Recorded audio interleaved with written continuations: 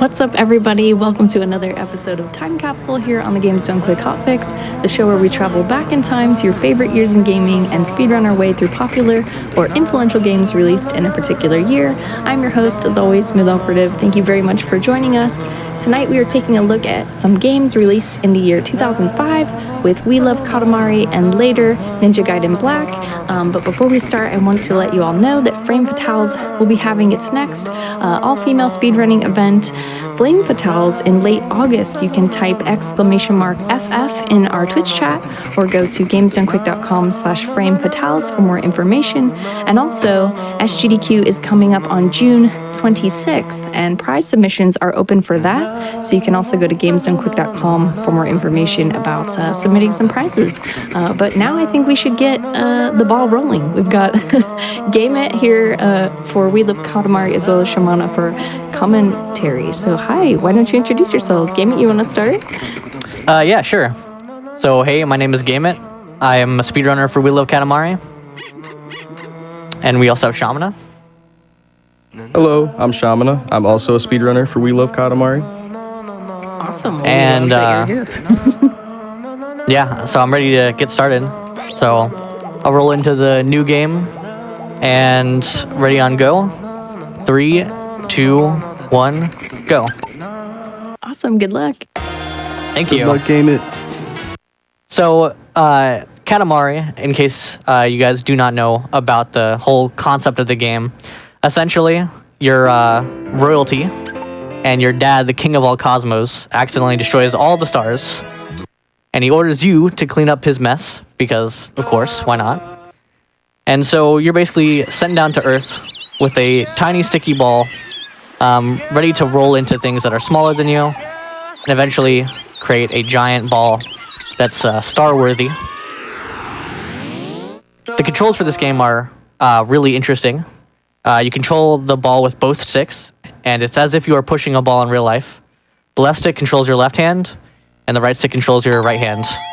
And you gotta push your ball into a bunch of stuff to collect. See here, I have the tutorial up. I already know how to play the game.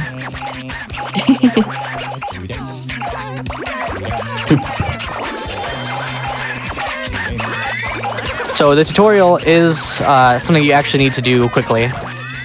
It's timed, and the end of the tutorial is when you pick up your cousin. This is the second game of the series, and they introduce cousins, which are other parts of your royal family that you can collect them, and you're able to play as them. No real point to do it in the speedrun. In fact, they actually cost time to get them.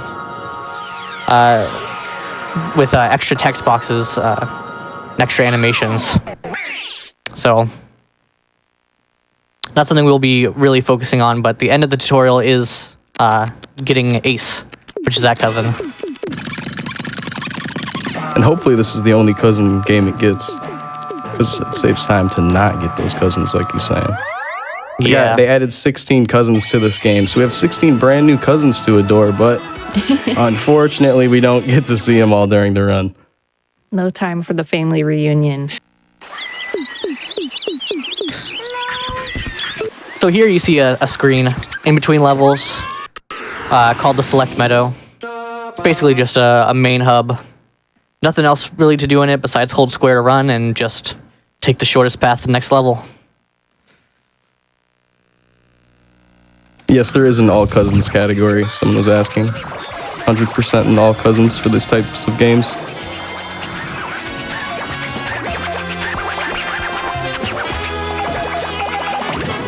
How did the idea for this game come to be?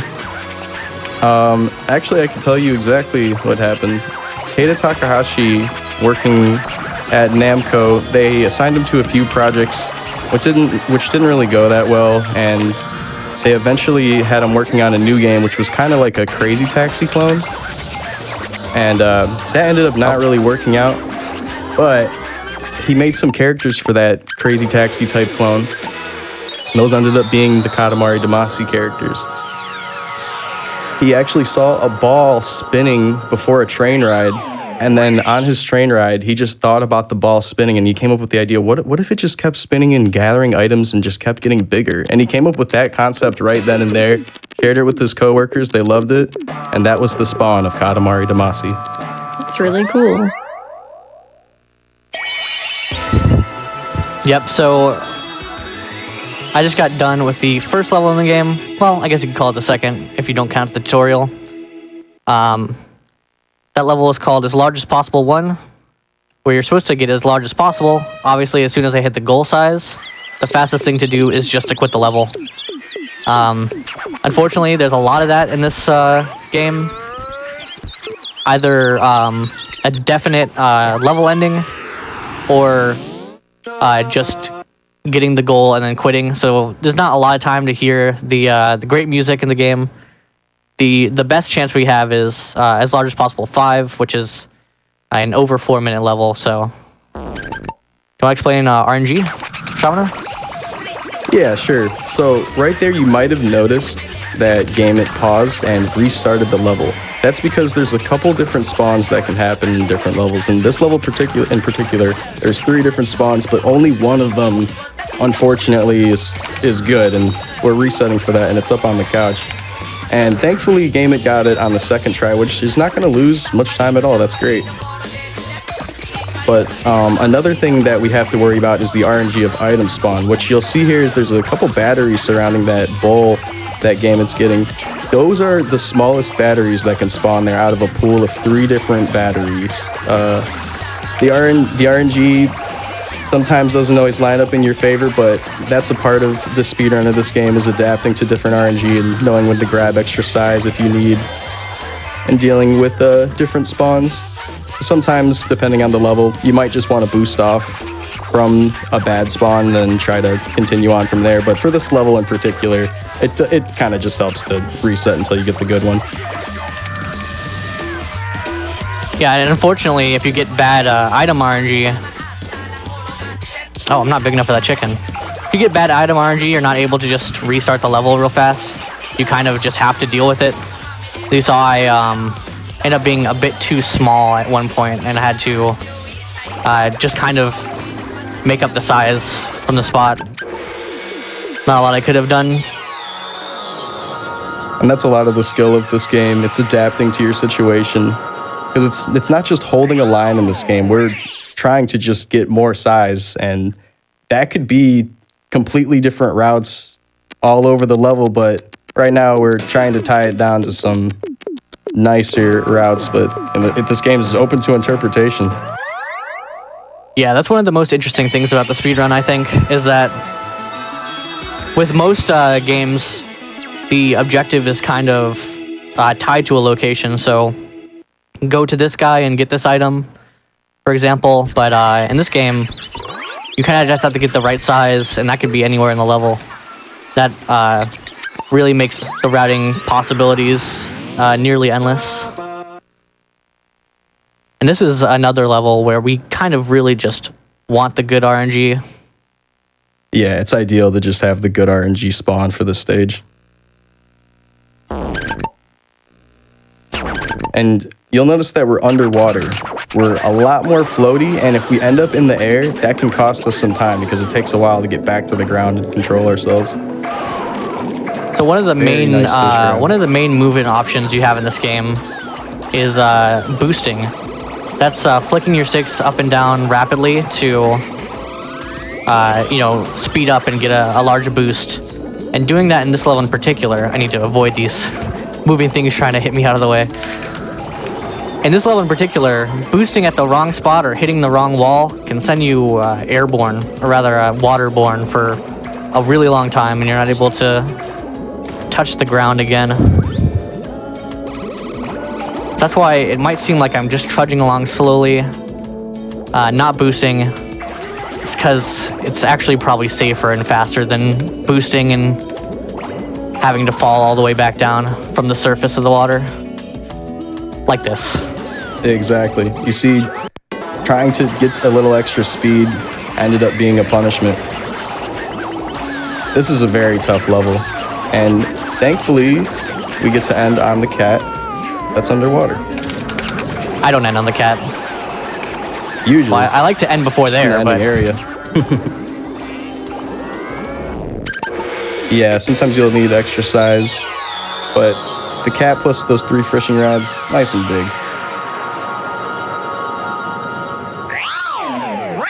yeah, all the different runners of this game, which right now there's only about 3 active runners of this game, but we all have our own different strats, different styles. All do each level a little bit differently, which is something I appreciate.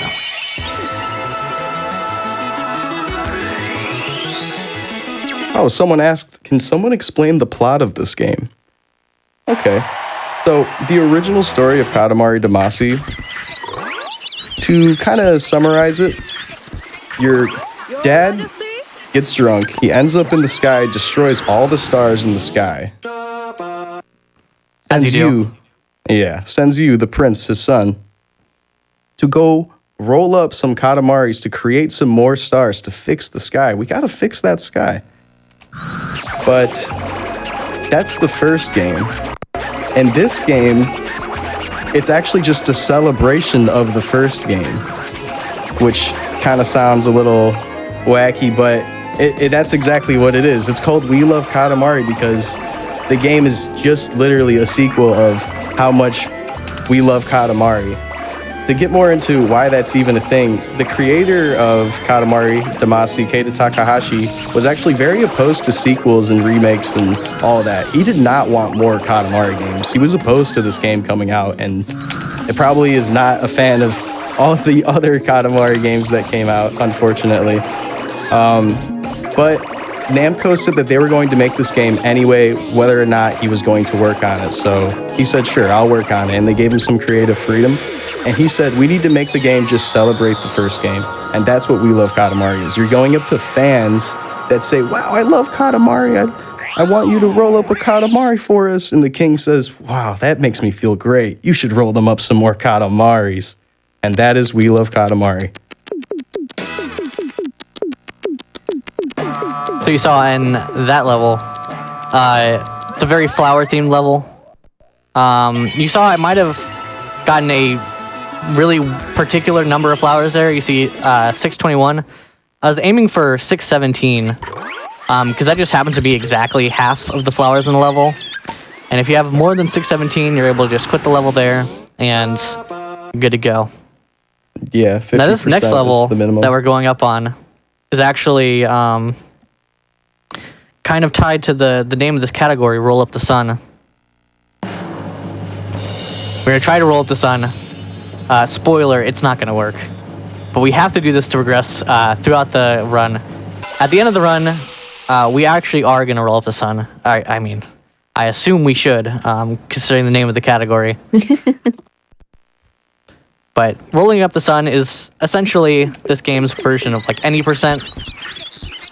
When you do all the levels, and the game will let you roll up the sun, and you'll get the credits. So it's a nice. It's the shortest category in the game, I believe. Can I ask, like, in both of your opinions, how easy it would be for someone new to pick up this game and learn it?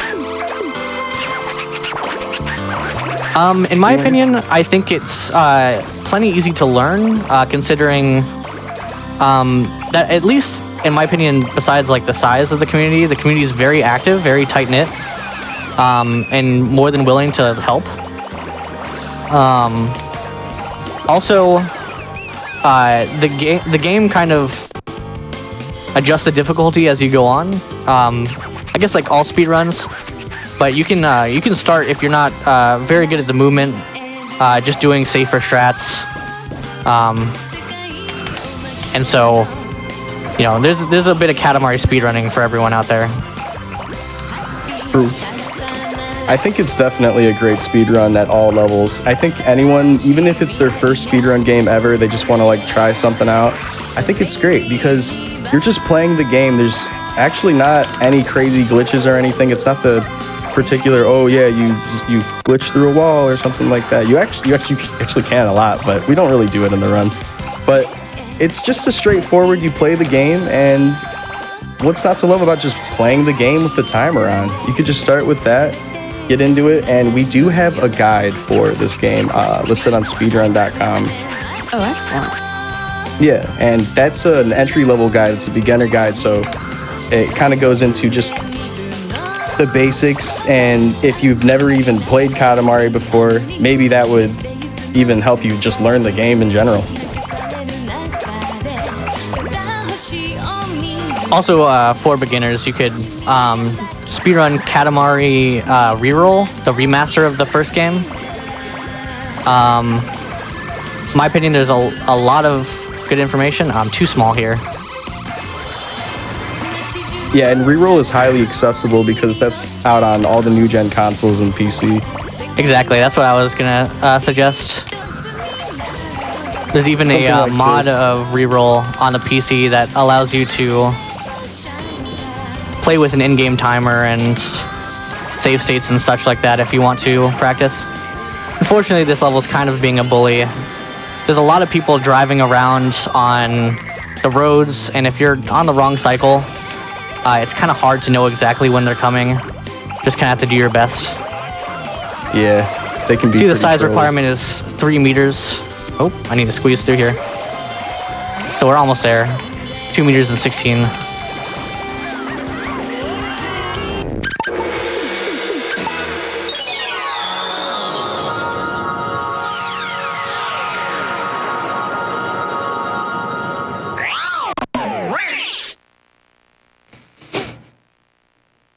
One thing notably different between We Love Katamari and Katamari Damacy, the first game, and this will just be like kind of preference, which one is better in your opinion, but We Love Katamari has a lot more gimmicky levels.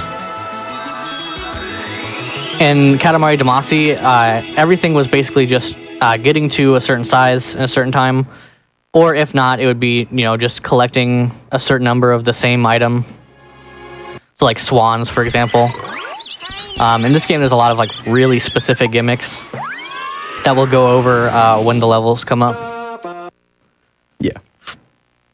We kind of saw one already with the underwater level, perhaps, or especially the sun level. The sun level is pretty gimmicky. Not a lot like it. So now we're in school. I do believe school is almost ended for everyone, but we're back at school. Sorry. Summer school. This level is really hectic. There's a lot on the floor to bonk off of and lose a lot of time to. I'll just be trying to, as long as they don't get bonked by something and sent across the hallway, the level, I'll say it went well. Yeah, it's looking good.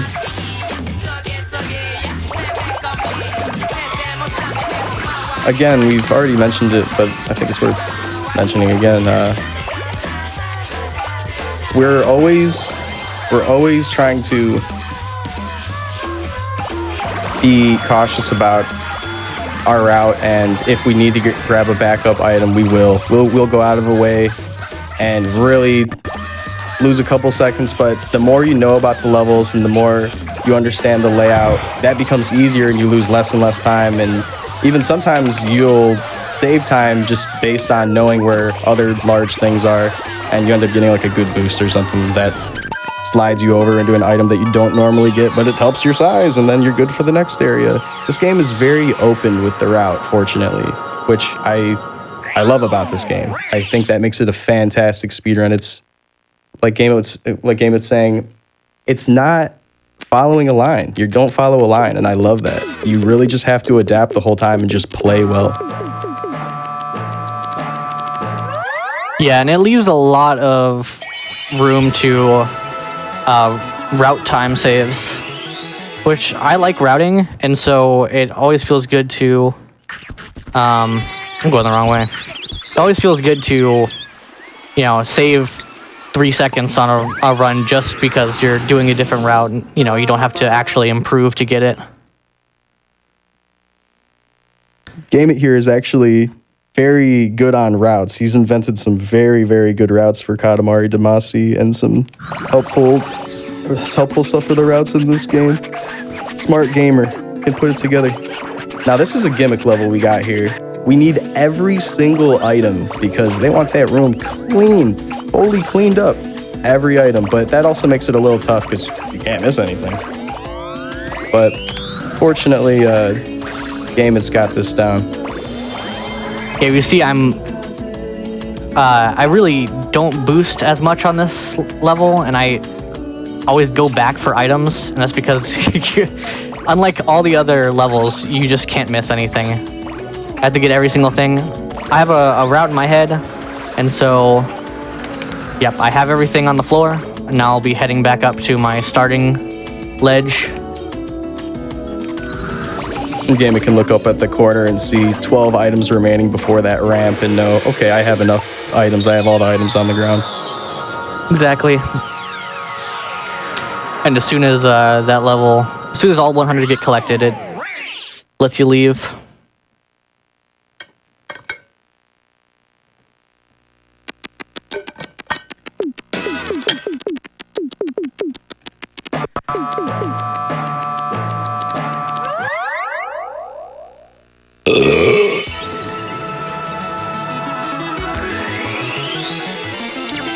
So how many of us here have friends?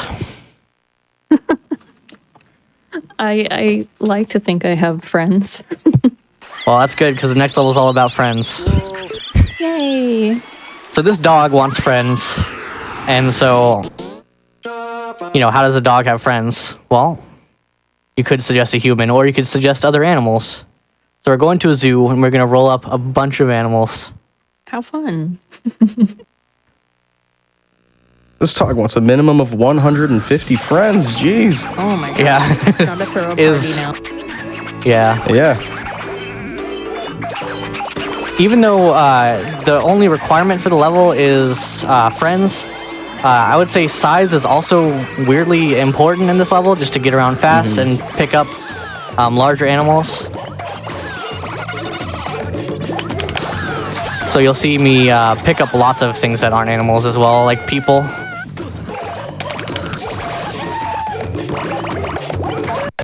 Meanwhile, we'll hear this amazing music, which is a... Oh. I'm getting bullied. This song is a rendition... Yeah, this song is a rendition of all the classic Katamari Damacy songs, but all done by animal sounds. Oh, it totally is. How fun. Okay. We heading out. This opening area was not too clean, but it's okay. Lots of things that'll push you around in this game, like this horse, for example.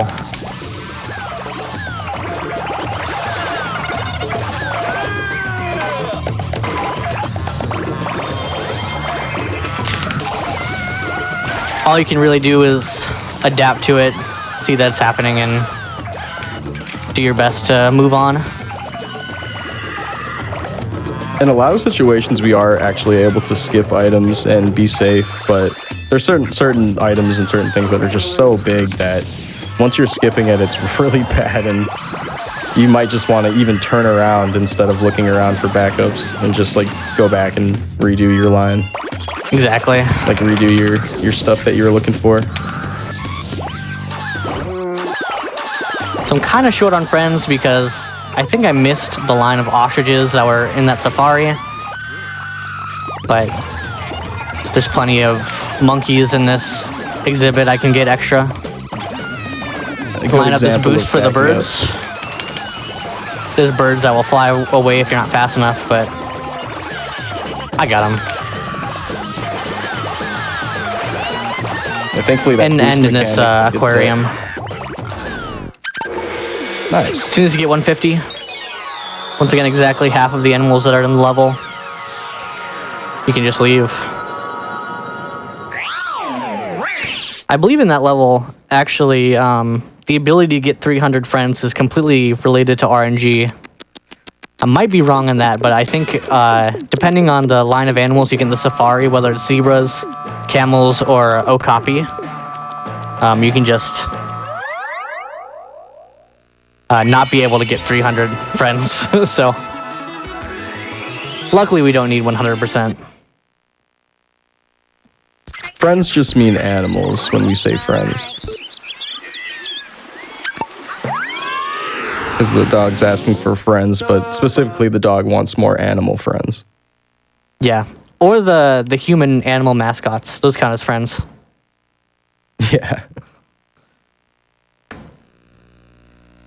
So this is a fun level. Not really in the speedrun though. Your goal is to make a good, beautiful snowman. I don't want to make a beautiful snowman. Looks good to me. This is my snowman. Beautiful. Just happens to be fast to make a snowman with a very small head. Fortunately, there's a couple levels like this that are just you go to the end and it completes. Instead of trying to roll up a bunch of size or get a certain amount of items.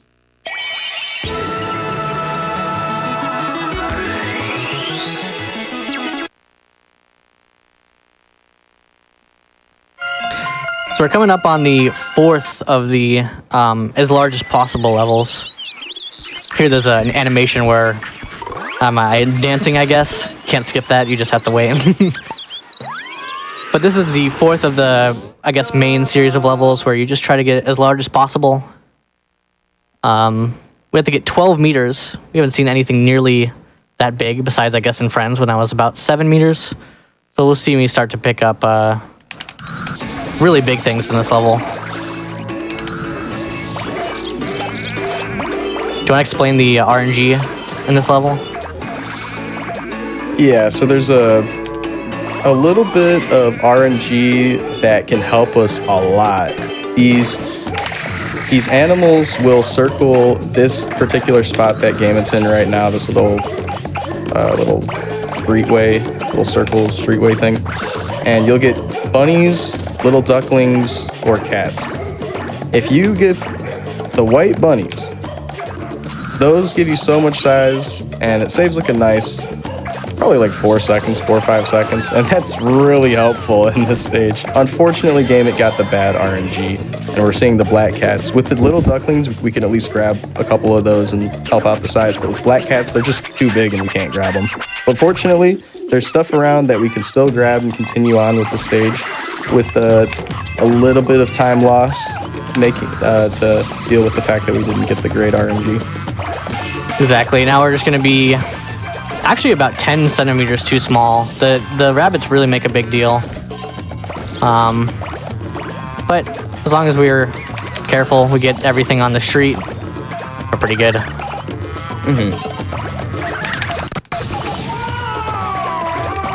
There was the original keyboard cat.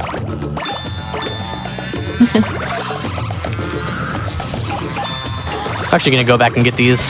Size here kind of matters. Good decision. There's a gong coming up that's kind of big, and if you are just small a couple items, it can be really a pain to get. Yes. That one.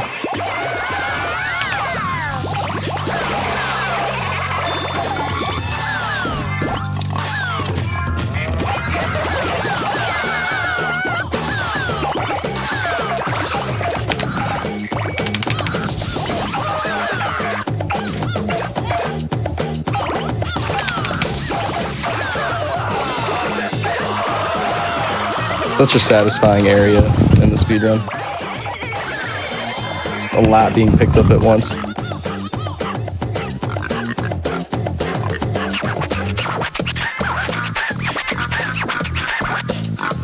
You can hear the animal song again. The songs in this game are a bit RNG. I say a bit because it's like, for example, this one, it can be one of 2 songs. But it's oh, I'm on top of this house now. You can also select songs as you're starting the stage. You can like scroll through different songs. I think that's kind of fun because the Katamari soundtrack was so good already that they're just kind of, making it special. Yeah, hearing the animals rendition. I'm pretty sure there's like Christmas albums of this kind of thing, where it's like Christmas songs, but animal barking and meows and so forth. I don't know if anyone ever listens to this. I've never heard it, but definitely sounds. You can imagine. Sounds nice. Were you gonna say something, Shamana? Yeah, the soundtrack for this game, I forgot exactly who was in charge of the main soundtrack for Damacy, but a big thing was they wanted to incorporate vocals, which wasn't really common with music in video games at the time. And that gave a lot of life to the game. Most of the songs do have vocals, and it adds a lot of character and fun to the songs. A very upbeat style. It was very unique at the time. Not a lot of games were doing that. I mean, this exact type of music, it's just so fun and jazzy and big band and great. I love it. The ending of that level is also a bit unique. There's a giant Ferris wheel. It just so happens to be that the Ferris wheel gondolas are just so big that we like to just kind of sit there as the Ferris wheel gondolas are being crashed into our Katamari. Oh yeah, true. You can't always select a different song. Sometimes songs aren't unlocked yet for the stage. Someone mentioned in chat. Hot Dog Turtle. It's also an OG. It's also it's not exactly easy to select a song when you're mashing. This is the hardest level in the game, by the way. Let's hope it goes well for me. This is the most punishing level in the game. If something goes wrong, it either can be a quick, easy save, or it can be one of the worst bonks of your life. Hopefully, it all works out, but this stage is brutal, so, when you're first learning this game, you're probably going to want to spend a little extra time on this one to make sure you're not getting incredibly owned.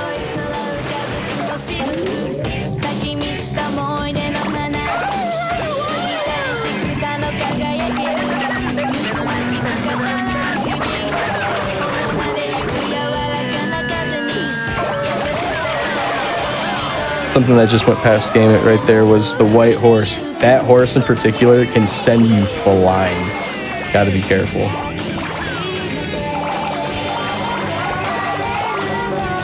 Really nice.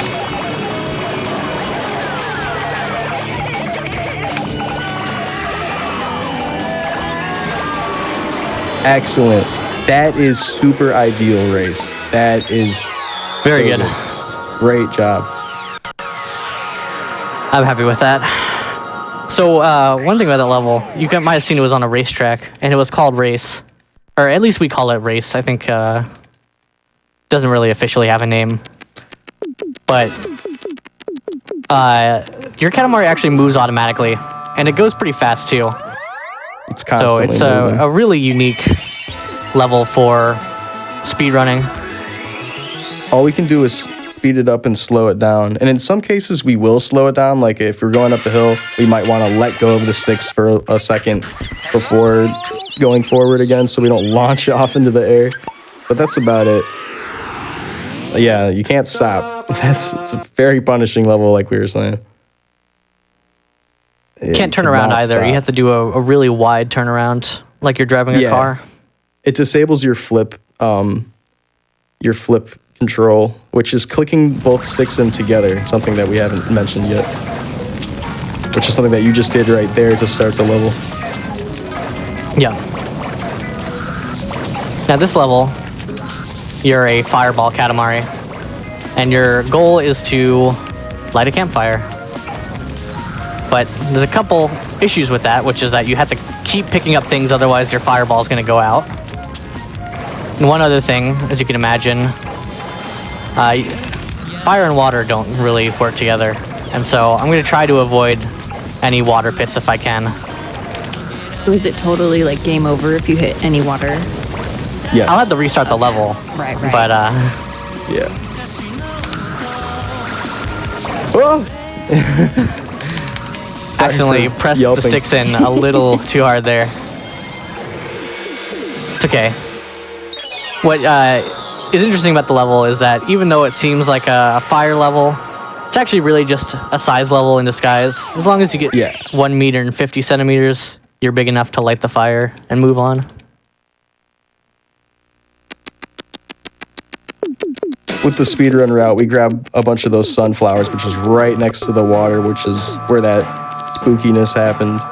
And that's a place where your run can just die. It's really spooky. Because if you boost on a hill, sometimes it'll just send you sideways. It's not always the best idea to boost on a hill when you're facing to the left or right instead of forward. Here we are onto the sweets level.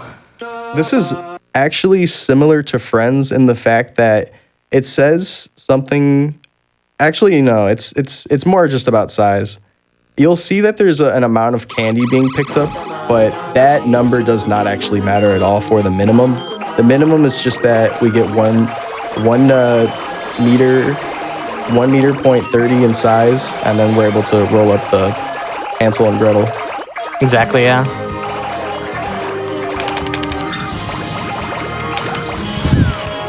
This is a really satisfying level, casually. Of course, just when you're getting into the fun and the speedrun, we have to leave the level. I was going to ask you all what your favorite sweets were. My favorite sweets, talking about like a brand, I would definitely say Almond Joys. Oh, fun. I'm really into peanut butter chocolate things. Those are good. You ever had a Buckeye before? No, I haven't. I'm going to Google this. Like a little round, bigger peanut butter chocolate cup, but it's like a... Just, look up Buckeye candy. Oh, it looks kind of puffy. It might be like an Ohio thing or something.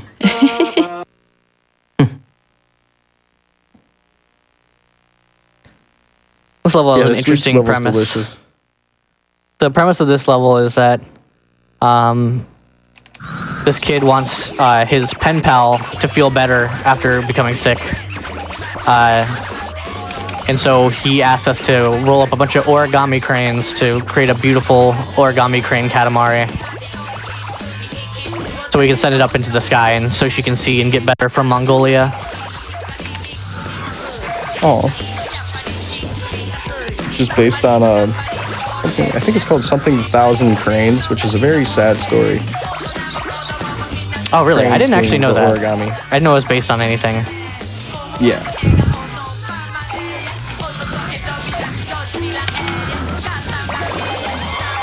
So you need to get 40 centimeters to leave the door there. Unfortunately, I got bad hat RNG. The different hats I can spawn there are just different sizes for some reason. But it's okay. You just have to continue to the end of the classroom and then get a bit of exercise. Oh, it is just called 1,000. Oh, dang. These towers, you can see that have 50 cranes. I missed one of them, but I can come back and get it. Get the end of the level with 600 cranes or more. There's 1,000 total, and if you're an experienced Katamari player, getting 1,000 cranes on the level is actually a really hard challenge.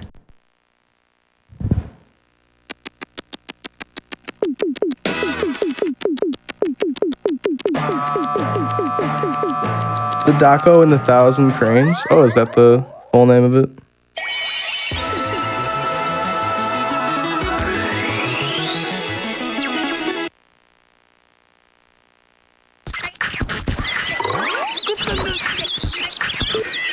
Yeah, because it looks like a Buckeye. I should have said that. A Buckeye candy looks like a Buckeye, like the seed nut thing.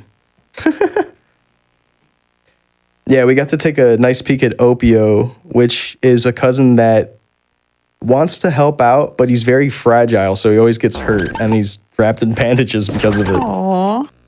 In Damacy, he actually has a big old hole in his stomach, but in this game, he's recovering, and his hole's gone. He's regenerated.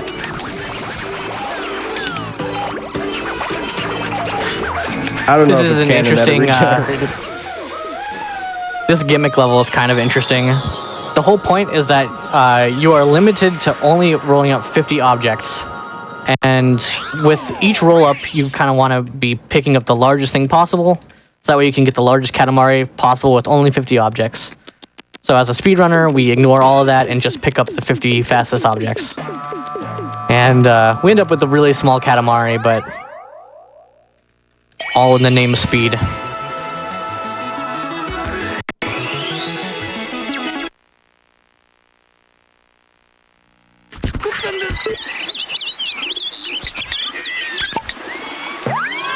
Sumo. The most fun stage if you love being the shape of a football.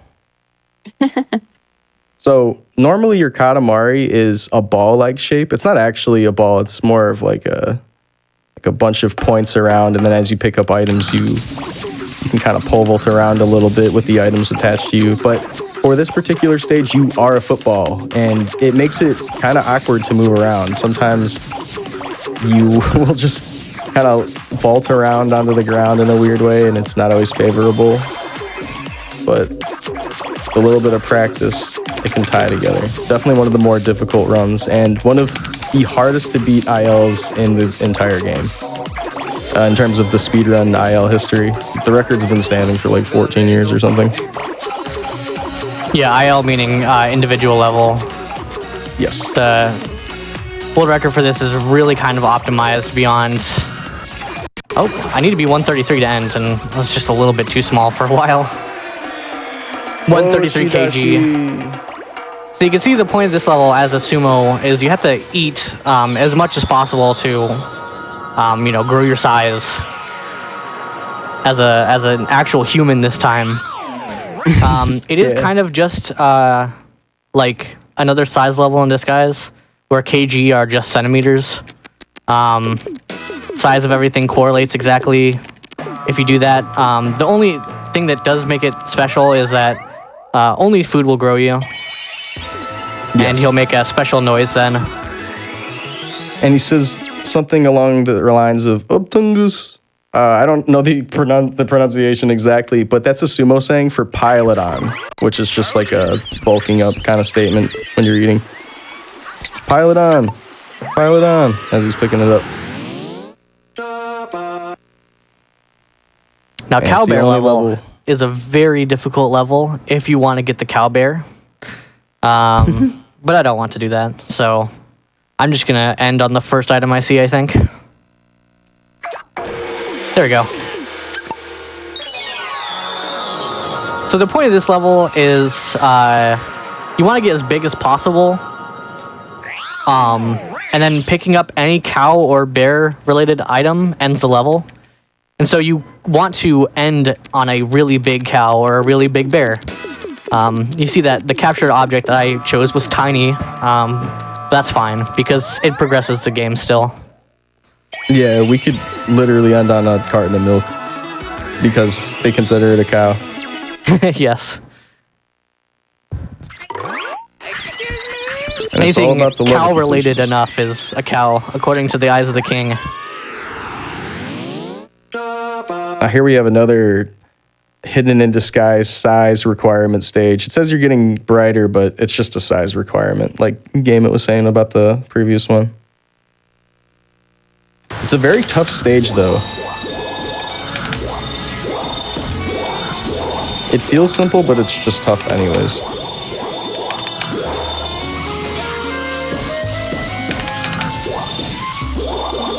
Yeah, this is a Fireflies level. Is that tree is loaded with a bunch of fireflies.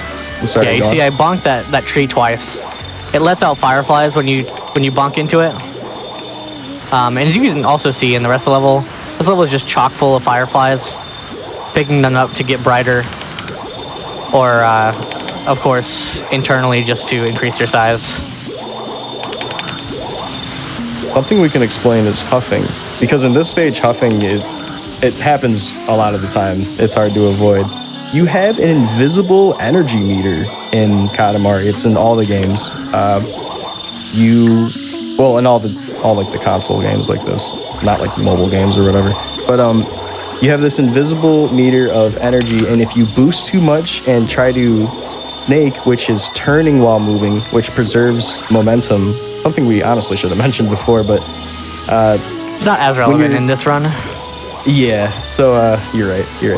With the boosting, if we boost a lot and snake too much, it uses all our energy, and then we're not able to do it again. And you might have noticed earlier that the prince in the bottom right corner was going huff, huff, puff, puff, huff, huff. And yeah, that's your energy meter running out, and it takes about 7 or 8 seconds to come back. But I feel like sometimes it'll come back faster than that. I'm not sure. But most of the time it's 7 or 8 seconds. But yeah, there's still a lot of things hidden about the energy meter that we don't really understand. Like how you can boost the same number of times and have your energy meter run out, and then do the same thing and have it not run out. It has to do with the amount of frames that you're moving your sticks up and down for. So the amount of time that it takes you to get the boost input off, which is going up and down on the sticks twice. If you're doing it for even longer than that, you're adding more frames into your boost energy, and then you're losing your boost energy just because you're hitting the sticks for longer, which is a really weird thing. And also, it's a mechanic that we can take advantage of in the following game, Beautiful Katamari, where you can almost never lose energy because you can just take advantage of the whole letting go of your boost immediately when doing it. Use it in minimum frames. Now, this that is a level fun was level. that level was over pretty fast. But you do need to have some gameplay. The point of that level is it's called the Just Right level, or Saturn. And you want to get your Katamari as close to 20 centimeters as possible. That would be really easy, but you don't have a size meter, so you can't tell. You just have to use experience or just trial and error. We just want to get our Katamari above 10 centimeters, and then it'll let us exit the level. Now, there is still some risk to that, because if you are too small, the king will let you know, and he'll let you know in the longest text box possible. And the only thing you can do from there is smash the text and end again once you're above 10 centimeters. I think it's like 5 seconds of time loss. He just doesn't shut up. Yeah. Now, this is a really short level as well. That's it. Save the pandas. So, we're donating to the pandas, but they will allow a minimum of $10. So, any amount counts, right? So, we're going to do $10 minimum. What's actually over funny here is $12.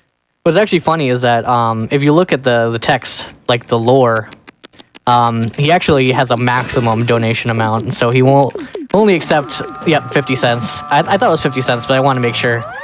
So no matter how much you get there, he's only going to take 50 cents from you. Oh, really? Yeah, so we're in and out of that level as fast as possible. Not my 50. Yeah. A lot of quick stages like that. Now we're on to the largest stage.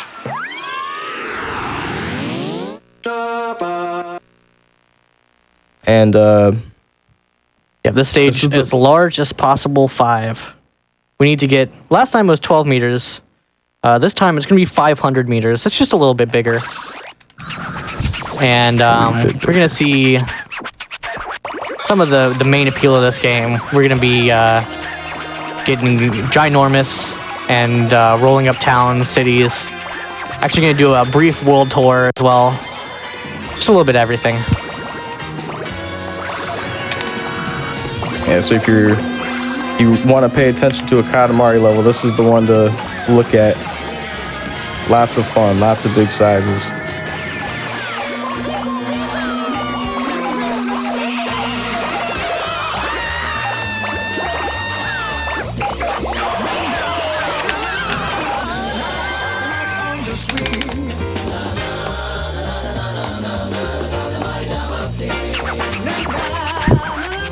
This is one of the songs you'll be able to hear to its completion. Katamari on the Swing. Really underrated, I think. Such a good song.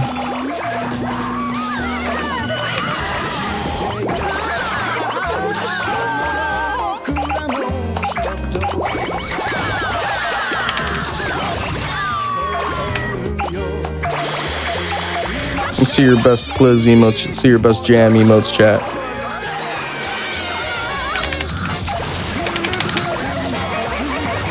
Fortunately, this is the level where we actually get to hear the whole song.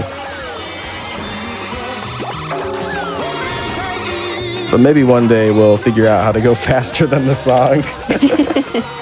Sounds like a good goal. Yeah. Oh, I got bonked really far away there. Oh, I'm going further. Earlier I had asked Gameit how long he had been running Katamari, and it turns out it's not been that long, only a few months. Shamana, I was curious also how long you had been running the game. I started around New Year's, and then I took like a month break, so like 4 months. That's New Year's of both you 2020, started. right? No, like this New Year's. Oh, okay. Yeah, so both of them started this year. That's pretty hype. Yeah, we both already ran Katamari Damacy, so a lot of the skill transfers over because this actually runs on the same physics engine with some slight differences. Oh, okay. Oh, sorry. I thought you meant how long we've been running Katamari in general. Oh, sure. Shauna's been running longer than me. Yeah, I've been running Damacy since like 2020. Okay, cool.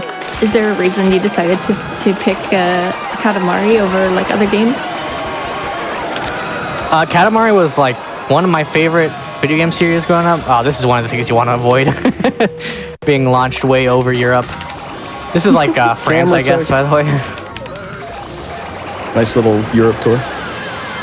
Yeah. Heading to New York now. But Katamari was one of my favorite series growing up. This was actually probably my favorite game as a kid. So I'm really happy I'm able to run it well nowadays. I love that when a runner decides to pick up a game that they are super fond of as a younger person. That's pretty cool. Yeah. Now, normally for me, I probably would pick a game from my childhood, but this game was always kind of a mystery to me, and I never got to play it as a kid. And then my girlfriend showed it to me a couple of years ago. Showed me Katamari Forever because it was on the PlayStation Now PS4 store. And I've tried that, loved it, and I was already a speedrunner of some other games. Like I've ran like Cuphead and Halo 3 and stuff like that. But I looked up the speedrun for Katamari and found the Katamari Damacy reroll speedrun and just fell in love.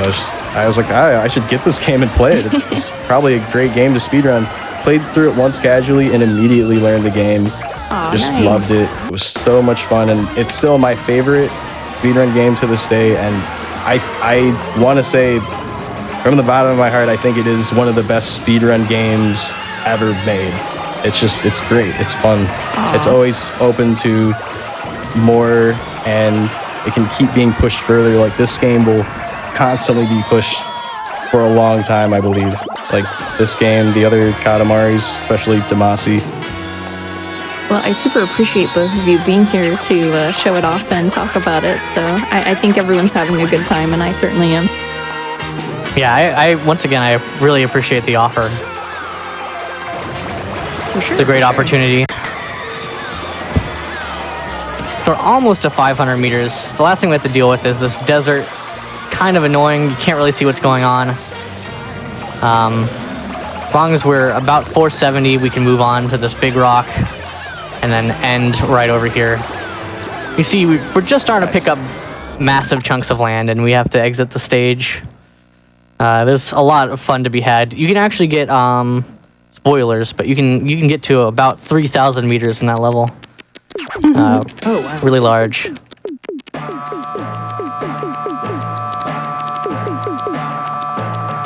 So 428, I'm happy with that time. Yeah, super nice. Or 426. I Yeah, I misread. was gonna say 26. Very nice, very nice.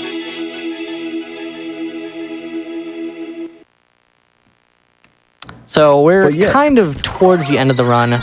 Just one little odd level thrown in just before the rolling up the sun level. There's clouds. This is a sleeper monster you have to deal with in your runs. It's tough to beat. You can lose a run here for sure. Oh.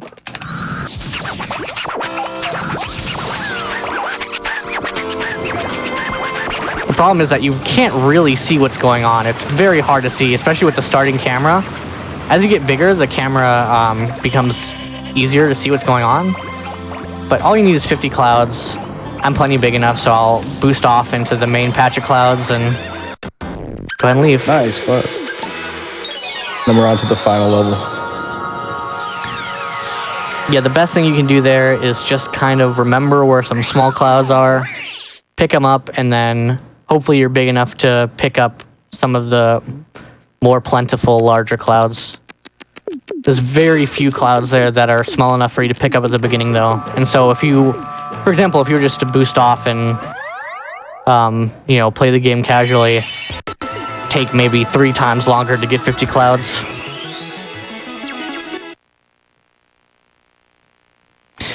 But here we are, back to this black dog level, and he is the one who lets us roll up the sun. Go game it. Great run, man. Let's hope I'm not too small to pick up the sun. Fingers crossed. It can happen. As long as we get everything, though, we should be good. See, we're actually picking up the planets that we made in this game. For example, that was the one we made in the flower level. I don't actually remember where you made Jupiter, but you get the idea.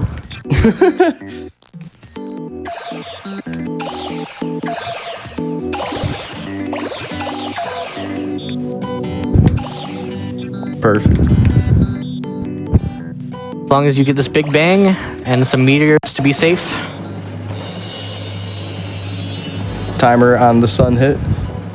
Time. GG. GG. Well, thank you so much, damn it, for running Katamari and Shamana for commentating. Do you have any shout outs or anything you'd like to give before we go to the next round?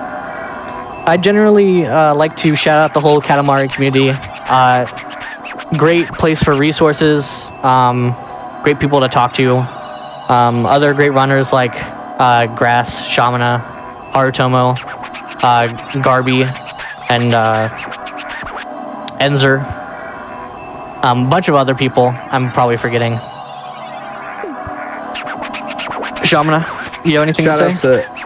Shout out to everyone in the Katamari community. You guys rock. If you guys are interested in learning this game or Katamari Damacy, there's speedrun guides for both of the games, and we would love to have some new runners come in. If you have any questions about that, please join the Katamari Discord. You'll find it on, I think, every single Katamari speedrun game page. Join the Discord if you're interested, and all of us would love to help you out. Thank you so much for watching, everyone. For sure. Well, for those of you watching, if you did enjoy the run, please make sure you follow the runner at twitch.tv/GameIt with a 1 inside the GameIt, as well as commentator, that was Shamana. But before we break, I just want to also give a big shout out to all of our current and previous supporters. Your subs and gift subs, Prime Gaming subs and bits all help support the weekly hotfix content, including this show, Time Capsule. So please consider supporting if you do enjoy these hotfix shows. And also, if you didn't know that Games Done Quick has a highlights channel on YouTube that features highlights of all of our GDQ hotfix shows. So if you missed anything, you can just use the !highlights command to learn more about watching some highlights. We are going to be right back with Ninja Gaiden Black, so stay tuned. All right, everybody. Thank you for tuning in. Welcome back to Time Capsule here on the Games Done Quick Hotfix. We are rolling right along to our next speed game, which is Ninja Gaiden Black, and I have Razor360 here ready to show it off for us. So hi, Razor, how are you? I'm doing great. Hey, excited to be here, ready to show off this great game. Awesome. So we'll go ahead and just get started, and then I'll actually go into stuff about the game. So it'll start in 3, 2, 1, go. Awesome. Good luck. Thank you. So this is, excuse me, this is Ninja Gaiden Black. It is a kind of a remake of a game that came out in 2004, which is the first 3D Ninja Gaiden game, just titled Ninja Gaiden. If you're familiar with the NES era games, this game is kind of a throwback to those, but pretty different. The one thing that does remain the same between all the games is the difficulty. These games are notorious for being extremely difficult, and Team Ninja, the creator of the games, is known for creating other difficult games. A more modern game you might know is Neo. And recently they actually created a Master Collection version, which isn't actually this version of the game. It's a different version, but still a really good one and very difficult game as well. So Ninja Gaiden Black is a 3D action platformer with like kind of combo-based like fighting combat. Like if you've ever played a Devil May Cry game, you might be familiar with like that kind of combat. Okay, yeah. It also has... I'm sorry? I was just saying, yeah, okay, I can get what you're saying. Yeah, so it's about like generating combos and using big finishers to finish off your enemies. There are a couple of unique things to this game as well, and we'll go kind of into the more mechanical side of things with it as we go along through the run. But basically, the first level is going to be set up similar to every other level in the game. There's kind of like a little bit of a puzzle aspect to it too, where I have to go around, collect key items, solve like little pieces, and progress the chapters through that regard. I'm also picking up some other items here that are going to help me later on through the run. One is a Talisman of Rebirth, which is like an extra life, and one of is a Life of the Thousand Gods, which is a health boost. As we get through the game, the enemies are going to get progressively harder, and if I just kept the base health through the entirety of the game, I would actually just get one shot by a lot of the enemies later on. So you really do need those safety health pickups. So most of the enemies we're going to be able to just run by. There are a couple of these required fights, and in these ones I'm going to just try to clear them out as quickly as I possibly can. What I'm using are called ultimate techniques, which is where Ryu does this like forward slash. And what I want to do is actually use these essence, that yellow thing that I just absorbed when I'm charging those ultimate techniques, so they charge faster. Otherwise, Ryu has to stand there for a long period of time. So this is the first boss of the game. This is Mirai. He is kind of the gatekeeper of the rest of the game. He is no slouch, and if you're a new player to the game, he will destroy you very easily. And see, he's already given me a lot of issues. You don't ever really want him to block. What I want him to do is roll towards Ryu or do that attack right there. So that opens him up to being hit, and then I can forward slash into him and then hit Y, which is a heavy attack, which puts Ryu up into the air. And then as I land, I can do what's called Blade of the Champion, I believe, which is where Ryu does kind of like a mini ultimate technique, which puts Ryu directly through Mirai to the other side, so I can roll away and kind of bait him into rolling into me again. But if he blocks, he kind of interrupts that.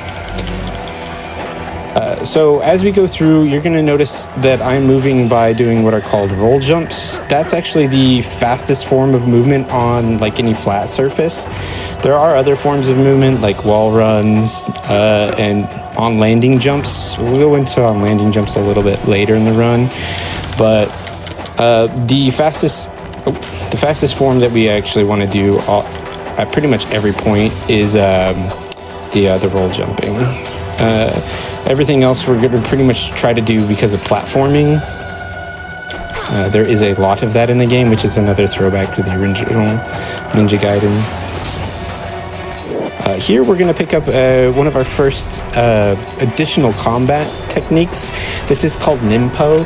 I'm not actually going to equip this one right away because we're going to buy another one. So how you get money in this game is when you kill an enemy, they drop essence, as we saw a little bit earlier. The yellow essence is all money. Then enemies can also drop blue essence and red essence as well. So blue essence is additional health, and red essence actually refills Nimpo. Whenever you kill an enemy with an ultimate technique, they are guaranteed to drop yellow essence, and they will give you additional essence when killed by an ultimate technique. So there's 2 levels to the ultimate techniques. The first level is a ×3 essence increase for money, and the full charge is ×7. So if you need a lot of money, you want to kill enemies with the big ultimate technique, but it is also pretty, it's a long animation, so it's not necessarily ideal. So I tried to kill as many enemies in the first part with just the /. And you see I had 1400 essence there. That's we need at least 1,000 in chapter 1, so there is an essence route to this game. You do have to have a certain amount by a certain point. So we got the bow from Ayane, we bought Inferno, so I'm going to equip the bow, and I'm going to equip Inferno for this fight right here. These are the horsemen. They are absolutely awful if you don't do this fight correctly. The first part, I'm going to knock the first 2 guys down using Inferno. Then the horses... Oh, this guy didn't die. So that's all right. So I'm going to knock them down, and then I'm going to try to use an ultimate technique to kill both of them. The second guy sometimes will live, and in that case, I'm just going to try to use this Inferno to knock both of these guys down to pretty much do the same thing. So this is a full-on ultimate technique, and there, we finish these guys off, and that's still pretty quick. So we'll move on to the next boss. This is the worst boss in the game by far. His name is Masakato. He's the horse boss, and he sometimes he can just decide to say no to taking damage, and he also is the only boss in normal that starts off with minions. There are some other bosses that have minions in the higher difficulties. They all pretty much have minions. But yeah, Masakato's special because he likes to be a jerk. And you can see how annoying they can be. Okay. One more. There we go, we got him. And he drops a really important item as well called counterattack. We're going to actually use that right away. Whenever you block an enemy, you can hit either the Y, the normal attack, the heavy attack, or X, the normal attack button to counter the enemy. And depending upon which you use, you're going to get a different attack. A lot of times what we're going to want to do is actually do counter X because that's going to knock enemies up. And yeah, and Masakato, he's also he's very well known as a gatekeeping boss for a lot of first-time players, not because of fairness or anything like Mirai. Mirai is a pretty relatively fair boss, I would say. Masakato is not. He's a jerk. So here we're going to pick up another elixir the devil way. We actually picked one up in the shop earlier so that we could refill our Nimpo, and we're going to pick up this map. This is the only map we'll pick up. It is required to progress. So the story so far is Ryu is the guardian of the Dark Dragon Blade with his family, the Hayabusa ninjas. And, well, someone steals it, and we're trying to get it back. Someone steals it and also kills a lot of his clan members. So we're trying to get it back and revenge. And right now we're on a ship heading to the city where the guy who killed a lot of our family members and village members is actually from. Ooh, that was lucky.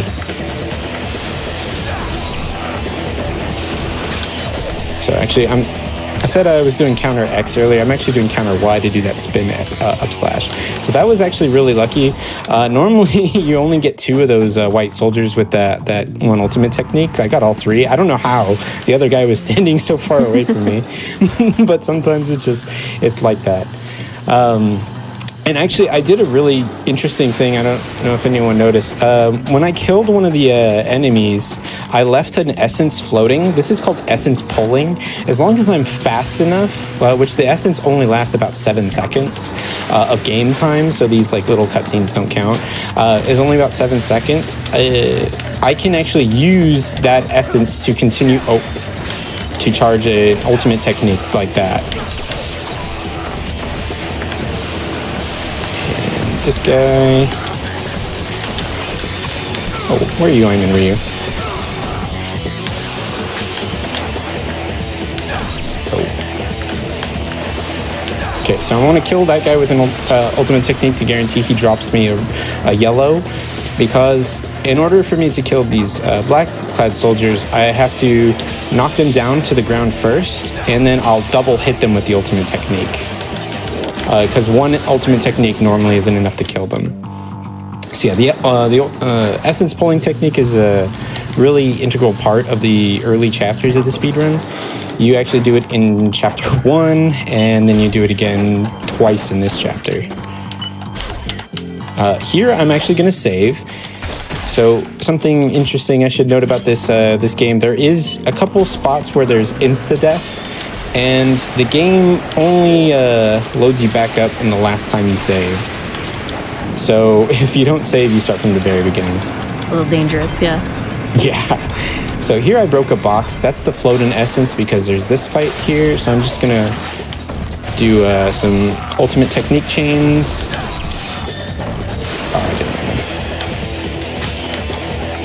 There we go. I'm going to actually take that one for some extra essence. So yeah, if I fall off the ship here, I just instantly die. I do not want to do that. There's going to be some dudes here, which is why I refilled my arrows. Now normally these guys take 2 arrows each. Sometimes they can take 3.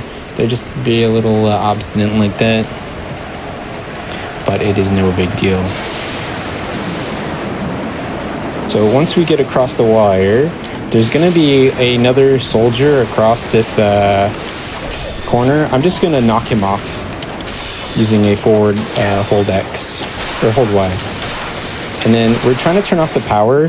So there's actually a part when we were running around, we've skipped like all the story parts of this, but there's supposed to be like a journal that you read that details about how like when the ship loses power, all the emergency systems shut off and all the doors unlock. So that's what we're doing right now so that we can progress in the chapter. The first part was to get the ID card so we can even get access to this area, and then we shut off the power so we can gain access to the top area of the ship. We're being very careful that we actually land on that platform, because like I said, if I just fall, I instantly die. So we're gonna go up these stairs and then back to where we were before. But this time we're gonna go through this door. And then I actually want to equip fire wheels. And I want the lunar, which is the staff weapon we picked up. And smoke bombs. So the smoke bombs are a very, very powerful tool. Okay, come on, Ryu, get out of the corner. Ryu sometimes has a mind of his own. Smoke bombs are a very powerful tool. They distract enemies, basically turning off their aggro. And we're going to use that also to get additional rolls in the next fight, and you'll kind of see how that goes. So here we just open the hatch. So yeah, this is kind of like where you see the puzzle solving aspect of the game. And then now we're just gonna watch Ryu's legs as he climbs this ladder. Razor, I had a question for you. A lot of our viewers mentioned like how difficult this game was for them back in the day. I'm wondering, like, how did you find your first playthrough of Ninja Gaiden Black versus like the speedrun? Well, the first playthrough I had was when I was actually like a kid. I played this with my brother, and I just remember getting so frustrated at like pretty much everything. I don't even remember how I like was able to beat it. I just remember me and my brother being like so excited about doing it. And here I smoke bombed a little early, but yeah. And I started speedrunning it around 2018, 2019. Just because I remember loving it as a kid, and I played it a few other times, like growing up as well. It's just always kind of like been on the periphery because Microsoft made a really smart idea. Had the really smart idea of releasing it on every version of the Xbox to come out. So you can get, if you have an Xbox, you can play this game, and I highly recommend it. I always call it the best game ever. Does your brother know you speedrun? I told him about it, and he was like, "Oh, okay." He doesn't know what speedrunning is. Oh, I gotcha. Yeah, but I did tell him I was playing this game a lot, and he was like, "Oh, that's awesome," because he remembered it too. But, yeah, that was one of the few games we actually played together. But still, I have a lot of fond memories of this game. That's awesome. And here we're going to just expertly predict where the enemies are going to go.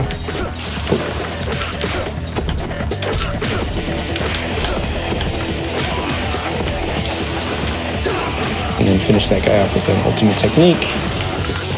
And one thing that has also really impressed me about this game is this game came out in 2005, and even by today's standards, it still looks like incredible. Like, I agree. The graphics are amazing. The controls, I will admit, like, are a bit dated and they're kind of hard to use. But once you get used to them, like, they actually are very like intuitive, and you can get Ryu to kind of do what you want. Sometimes Ryu has a mind of its own. Like, I still make mistakes, but there's a lot of really good speedrunners out there who can like expertly move around, and it's really a treat to watch. So here. All right, this is the only glitch we have in the game.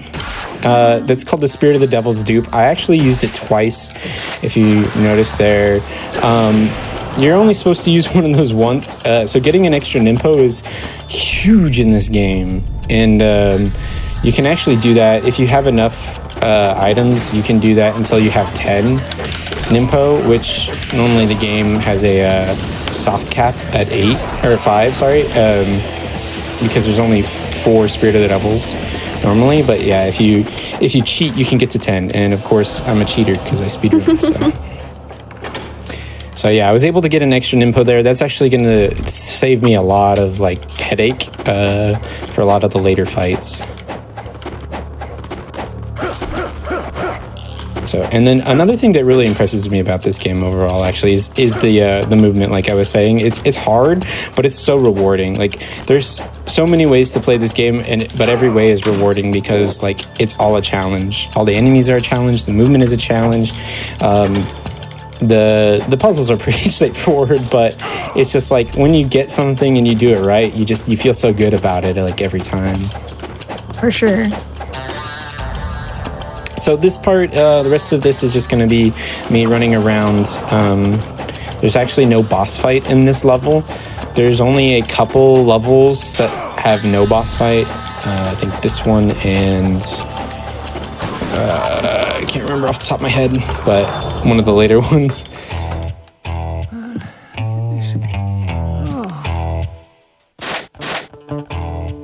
So here we're going to upgrade the Dragon Sword, and Muramasa, he's the shop owner. Because we upgraded the Dragon Sword, he's going to buy us a ticket to the party. We weren't allowed to go to the party earlier. No. Yeah, but now we have a ticket, so now we're allowed. Awesome. So, sorry, someone asked what the duped item does, and I can read the chat. So the duped item lets me cast additional Nimpo. Nimpo is really, really strong. So it gives Ryu iframes. It also does a ton of damage, can kill most enemies in the game in one hit, even to the later parts. And yeah, so if you can do Nimpo, I recommend it. It's very good. It's a little tricky to do it. There's like a 3-frame window for your inputs. But basically what I'm doing is I'm forcing the menu to transition while I have an item selected. And when it transitions back, I didn't want to go down when it transitions back, it will consume the first item that is you last left off. It's kind of hard to explain right now. But if I were to consume an item, like the elixir of spiritual health, the game remembers that was the last item that I consumed. And whenever I go back to that menu, it'll automatically highlight that, and it can be any consumable. It'll go back to that item, or the item below it if you consume something else, or if you run out of that consumable.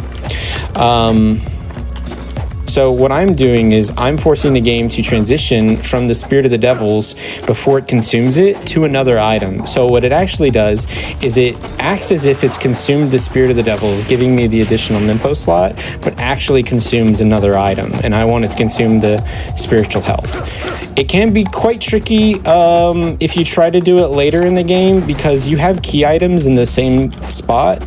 And if you consume an item above a key item and it runs out and you dupe, you can actually consume your key items in softlock. Oh, geez. So before we were more aware of how the dupe worked, that was actually something that I had done a few times.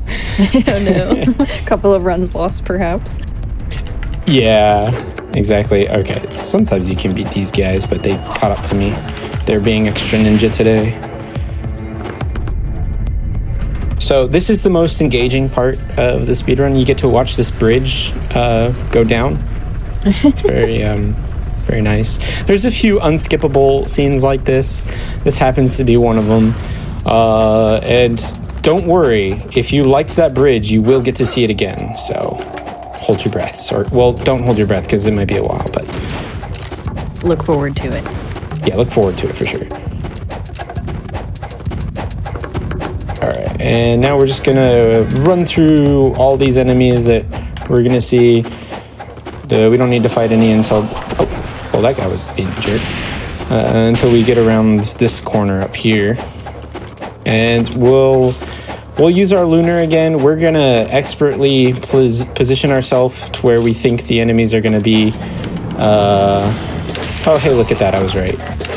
So, just in case you were curious, these are set spawns.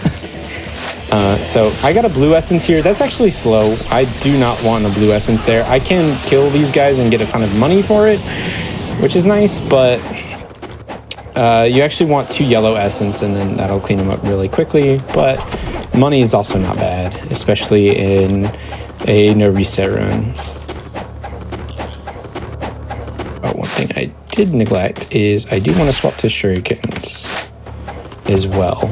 So I'm gonna use the level 2 dragon sword. So like I said before in the last chapter, we upgraded our dragon sword. That gave us more damage, and it also gave us access to some new techniques that we get to use. We're going to utilize some of those techniques in the boss fight coming up, but first we have some galas to fight. That's what these red dinosaur enemies are called. So I'm going to use my Inferno, and then I'm going to use the essence from the last one to kill this guy. And then I'm just going to charge up a ultimate technique.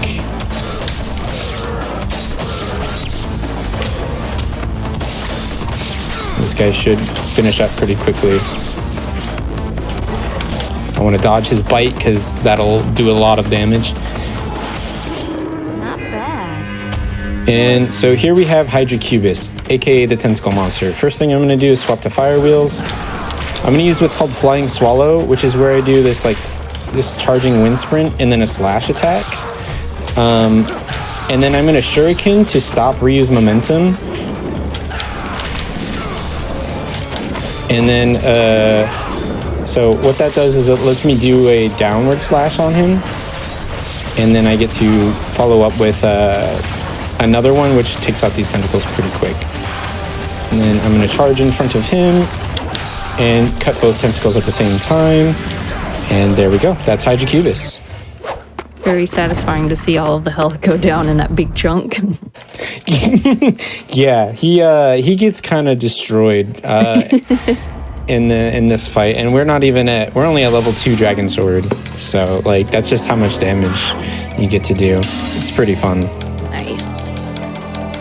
So now we're going into one of the hardest chapters and longest chapters of the game, Chapter 6. So the story so far, like I said, we've been looking for this guy. His name is Doku. He's a black-clad samurai. He stole the Dark Dragon Blade from our clan. We're trying to get that back. We find out he's in Tehran, which is this city in the center of the Holy Vigor Empire. And we got told by Rachel, who's a fiend hunter, and she was actually in that little cutscene. She was absorbed. She got eaten by Hydrocubus. That's why we fought him. So she tells us that there's this like secret hidden area beneath this monastery and that we need to go there. So that's where we're headed. And there's a couple obstacles along the way. This is the archive room. This is in a very infamous area for a couple different reasons, none of which we get to see in the speedrun, which is pretty okay in my book. But so we're just going to start by knocking this dude down and then activating fire wheels to clean him up. These are shadow fiends or shadow imps. They are quite annoying because sometimes they can just hide underground and they won't come up for anything. Like you think they need to come up for air, but no. And they'll wait for you, and they have like invincibility. They also dodge a lot, so sometimes the best way to deal with them is to actually just counterattack, and then you get to do what's called Fiend Seal, which is where Ryu stabs the sword down into their chest. Alright, next we're going to collect the Incendiary Shuriken, which is another really cool item that explodes. And we collect a key item piece. That is the tablet piece. If you miss that, you lose a lot of time trying to come back and get it. So we're going to switch to Inferno and the Incendiary Shurikens. And we're going to dodge those enemies. If you can get caught in that door, sometimes Ryu decides to attack instead of open the door because the interact button and the light attack button are on the same button. So sometimes Ryu just decides to hit enemies instead, and you just stand in that doorway and they just start hitting you and you're like, no, go. Ryu, door slayer.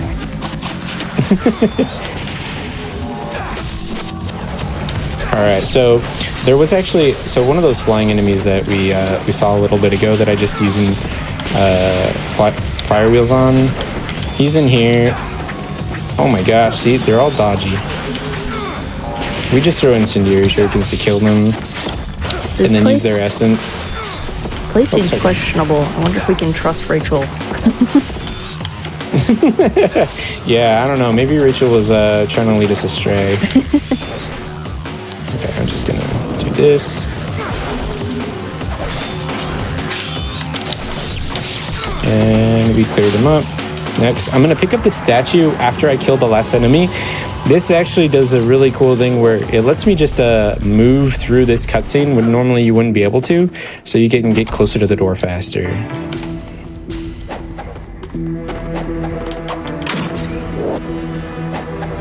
So there's a few like minor optimizations for that, but other than the dupe, this run is predominantly glitchless.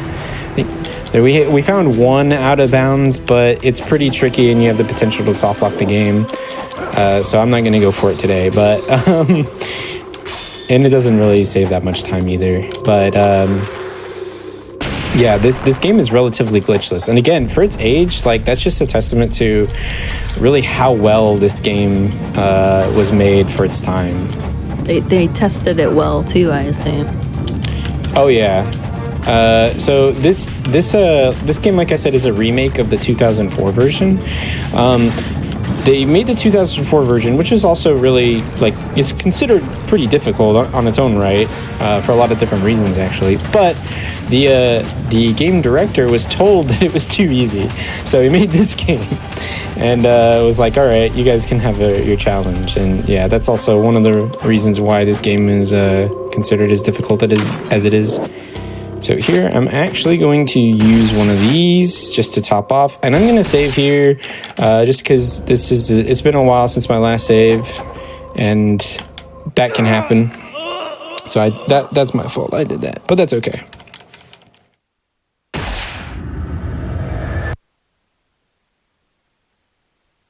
And that's why we save. Exactly. Yeah, I find it strange that they would remake a game from 2004 or like the following year. Do you think it was like to kind of put it on a different console or? No, it came out for the original Xbox. It was literally, like I said, because the director was told the first one was too easy. So wild. Yeah. And then excuse me, a few years later, actually, they did remake it again into another version for the PlayStation 3 called Ninja Gaiden Sigma. That's the version of the game that was actually released in the Master Collection recently. Oh, interesting. Okay. Yeah. So there was, that one was actually developed by a different director. So there's, in the community, there's, like a little bit of a split about, which director people like better. Not really. It's mostly jokes. We're actually all really like big kidders when it comes to that. But we have a lot of fun with it too.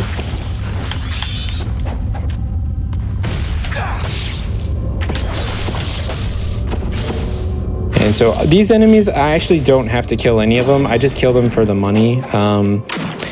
Because that is on that elevator is on a set time, like it'll always go down. So here I'm actually going to swap to the Vigorian flails, and I'm also going to use these devil elixirs that I picked up. So we're coming up on another fight, which is another reason why this chapter is so long. We have the monk room, the archive, we have this fight. Ooh, I got a bunch of essence, so I'm just gonna. Oh wait, I absorbed too many. That's okay. Oh wow, got more essence. So getting red drops like that's actually really good because there's a pretty slow, a low chance you'll actually get them. The more you get, the more you can cast. So getting as many as possible is really good. So here I'm going to open up by doing an Inferno Nimpo. Then I'm going to kill that archer with the incendiaries and a short little combo. So these the flails that I equipped, they actually kill these guys on like the last 3 hits. So that's why we equip them and just start chaining ultimate techniques in here, because we don't need a whole lot to kill these guys. There's 15 of them. So I have the karma timer up. We actually require that for the leaderboards. But it also is an extremely useful tool for new players because it tells you how many enemies you've killed, which is great because you don't have to count them in your head or anything. So if you're looking to speedrun the game, karma timer, big good. So here we have another fight, going back up the elevator. I actually do have to kill a certain number of these enemies. I don't have to kill all of them, luckily. But I do have to kill a number of them. So I'm going to wait till 11, and then I'm going to Inferno so they kill these 3. So that's all the minimum number of ones that I have to kill so that the button will reactivate. And then I can just kind of stand here. I can charge another ultimate technique. This is also not required, but it's really good because, like I said, ultimate techniques give a lot of money. These zombies are also worth quite a bit. So getting to kill a free one just lets you get a runaway with some extra money to buy some stuff later. So I'm going to kill these bats. They can royally mess you up on this ladder. Like, I have died to those bats, just absolutely shredding my health here. Oh no. Yeah, they are vicious. So this part is also pretty notorious in the speedrun and casually as well. There's these zombie archers that are going to be up on the higher parts of this platform. They like to target Ryu. What we do is when I roll jump, I'm actually holding and releasing block while I'm in the air. That's to kind of bait them. The enemies actually input read you, so they know when you're blocking. And if you're blocking, the the archers know not to shoot you until you're vulnerable. So if you release block in a time where you actually have iframes, i.e. when you first like leave the ground, then they will shoot you and miss or go through Ryu instead of actually hitting him. So it's very important to time your blocks and releases. So here we have Bone Dragon. He kind of, if you've ever played Dark Souls 3, he actually plays a lot like Volnir, where you just have to beat up his arms until he goes away. I didn't expect to see so many supernatural things in this game. Yeah, actually all the Ninja Gaidens are pretty, they start off like kind of normalish with like ninjas and soldiers, and then they quickly devolve into like demons and devils and other like supernatural things. It's kind of interesting.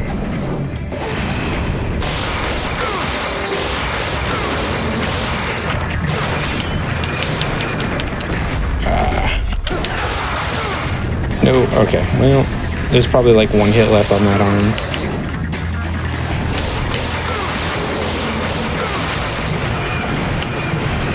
Okay, that's bad. That's just time loss. But that's okay. I see there's like one hit left and he ran away. There we go. And the flails also do a ton of damage to this boss too, so that's why we keep them on. But that is the end of the Vigorian flails, unfortunately. We're going to unequip them and never see them again, which is really sad because that's actually my favorite weapon in this game to use casually. But they are unfortunately slow. Yeah, exactly. So when Bone Dragon falls down, he actually breaks the floor down there and reveals a secret tunnel. Rachel was right all along. So we can trust her. Good to know. So here I'm going to use this Lives of the Thousand Gods that I just picked up. I'm also going to swap my Nimpo back to Fire Wheels for a little bit and re-equip the Dragon Sword.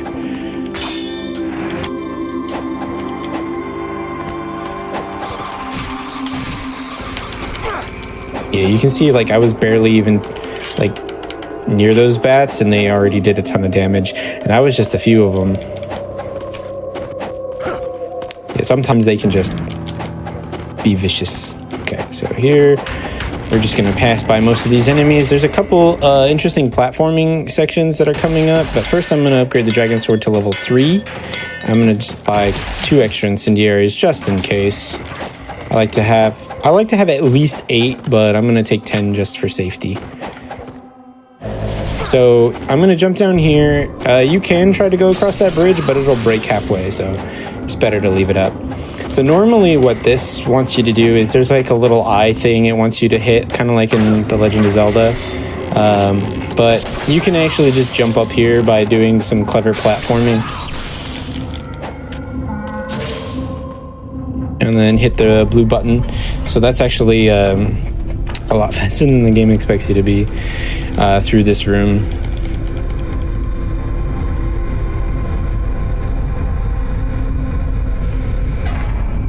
And we're gonna move off to the next room. Now the red room is definitely the more difficult of the 2 rooms. But you can kind of do a similar thing as the blue room, but it's actually a little bit slower. So what I'm gonna do is I'm just gonna throw incendiary shurikens at these guys.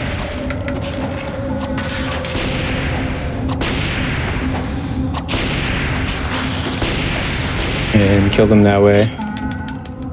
So that was actually pretty smooth.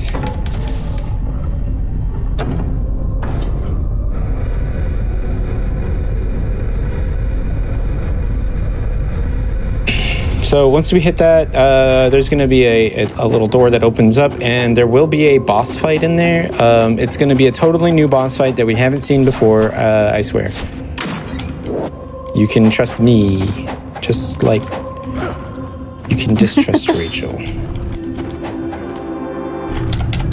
So we are actually going to fight a repeat. This is Hydrocubus again, but now we have a level 3 Dragon Sword. And you remember how quickly a level 2 Dragon Sword dealt with this guy? Well, now we have access to this technique. This is called Gleaming Blade. It deals a ton of damage to just about everything. That's actually how I like killed the zombies as well, was using Gleaming Blade. Very good at technique. Nice. So Hydrocubus is down. We have one more boss in this chapter. This is another infamous boss. I know there's quite a few of them. I'm actually going to swap back to Inferno, and I'm going to use this Lives of the Thousand Gods as well.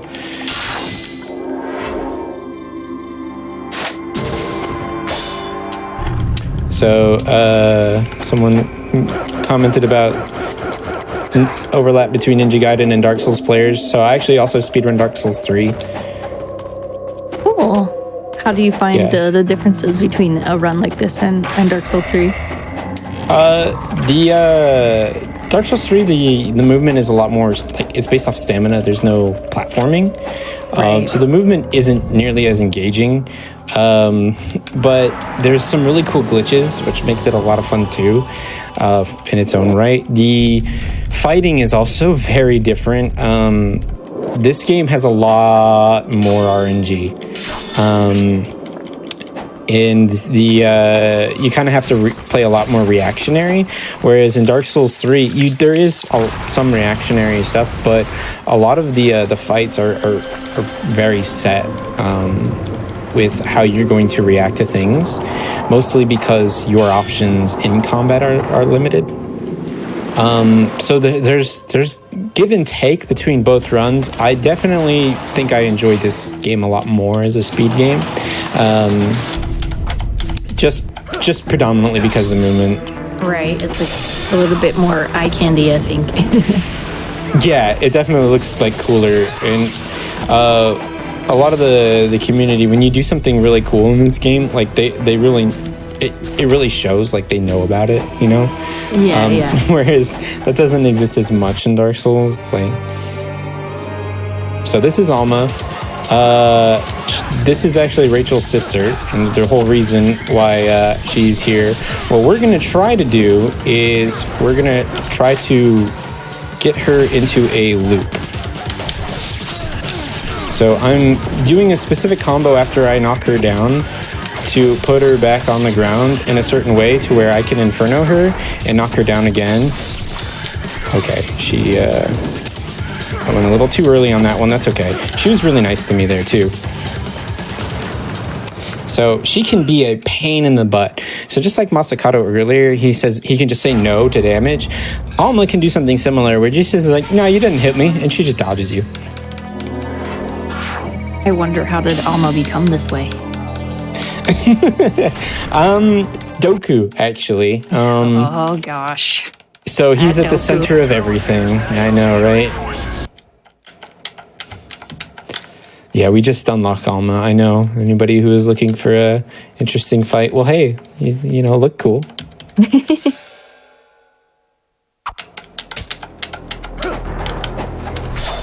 Okay, so now this chapter is another one that doesn't technically have a boss fight.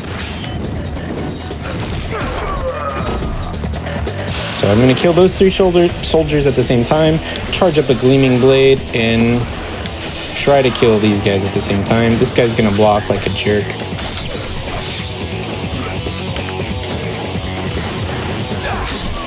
There we go.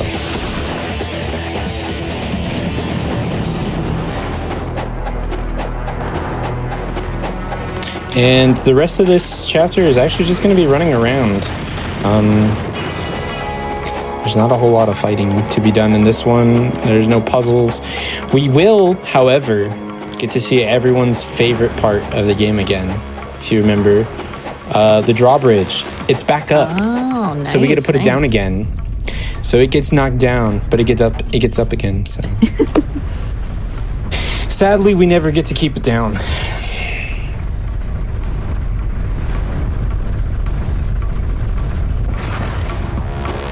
But surely that'll be the last time we see it, right? I don't know, maybe. All right, so there's actually some enemies that are in front of Ryu here. As long as I don't look at them, they don't register that Ryu's there. So I just keep my camera like that. Oh, here I do actually need to swap to the bow because we're gonna shoot some soldier boys. Oh no!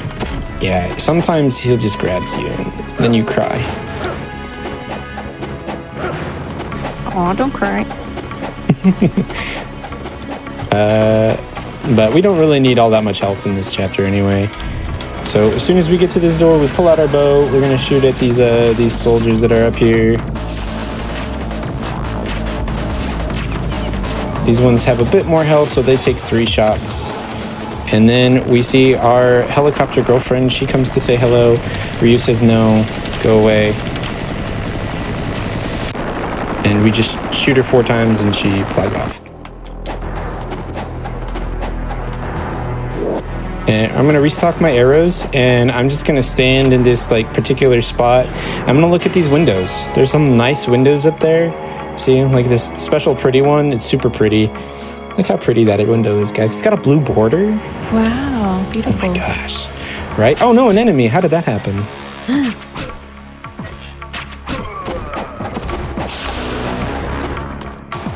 Well, I guess we're done. So that enemy just takes a little bit to spawn, so we just prepare for him. And I am actually going to swap back to the smoke bombs for this part because these enemies can be really, really annoying. There's 3 of them, and I've died to them before too. They just kind of stand there and wait for Ryu, like we waited for all the other enemies. I guess it's a bit of payback. A little bit. So now we get the strong bow, which is like the bow but strong, and it's really special because normally our arrows kind of have like a little bit of arrow drop, but the strong bow, because it's so strong, shoots arrows indefinitely in a straight line. Wow. Yeah, so that's how strong it is. Defies the laws of physics, you know.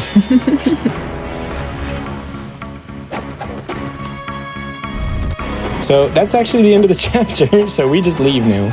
You just says, all right, bye everyone. Oh, okay, cool. Yeah, that one's a pretty short chapter. Like I said, no boss fight. And the next chapter is actually one of my favorite chapters, but is pretty well hated in the speedrun community because of the amount of RNG that's here. But I like it because it looks cool. I want to know, what is Ninja Dog? So there is a ranking system for how well you do in each chapter. It's based off what score you get. It's just generally based off like kill count is one of the big ones. Also like your combo score from the karma timer, things like that. Ninja Dog is the lowest rating that you can get. But it sounds so cool. I feel like it should be the highest. What's funny is there is actually a Ninja Dog difficulty, which is considered the quote-unquote easy mode of this game. In order to get it, you have to die in the same chapter 3 times in a row to the same fight. Aw.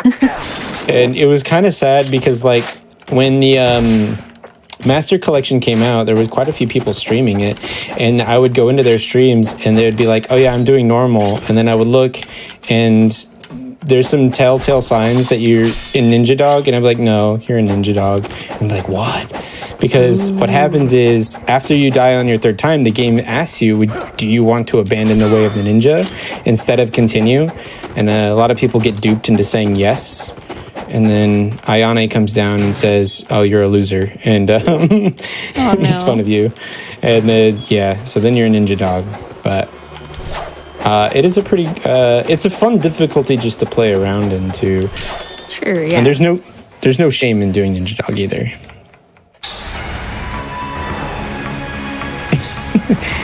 Yeah, and what's funny is someone made a comment about Ninja Gaiden 2 dogs. Video game dogs in general are awful. I'm just going to say that right now, okay? Agreed, 100%. As both a Ninja Gaiden player and a Dark Souls player, I can attest to that more than most. dogs in Dark Souls are even worse. Oh my gosh. So there is 11 enemies here, so I need to actually not miss any more of these guys. So I'm gonna focus a little bit. Okay, perfect. I want to keep one explosive arrow for this mini boss fight that's coming up. This boss is one of the reasons why this chapter is hated. We're in a military base, so there's going to be a tank. But we do have kind of a way to mitigate the tank. We have a box.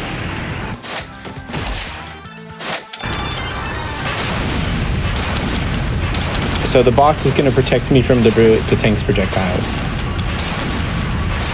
Just works. Sometimes. If the boss turns at me like this, then it's not going to protect me anymore. So I just jump over them instead.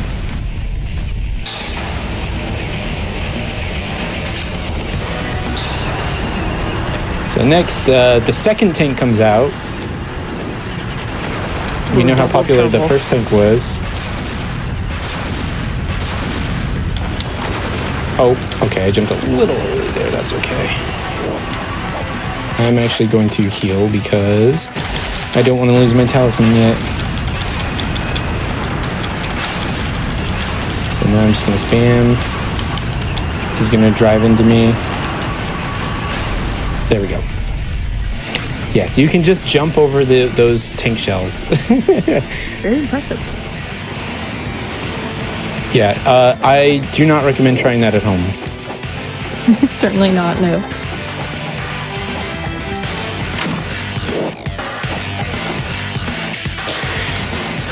So picked up some healing, refilled my arrows. I'm gonna come up here. This is the next boss. This is actually the final boss of this area. The chapter will continue after it, but is a surprise guest that we will have.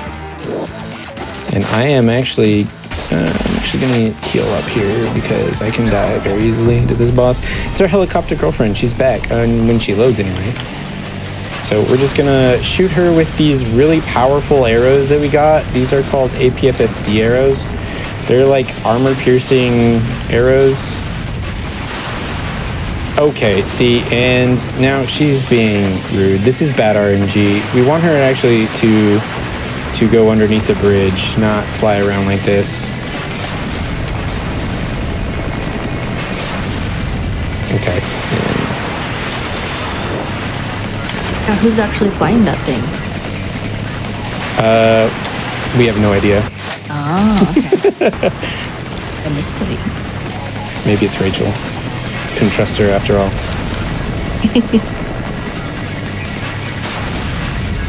Yeah, there we go. That was actually really bad RNG, her flying around like that. I'm gonna pick up some more of these real quick. And then I'm gonna pick up some more explosive arrows. And then I'm actually going to swap to the explosive arrows. And because I'm quite low on healing items, I am going to pick this one up as well.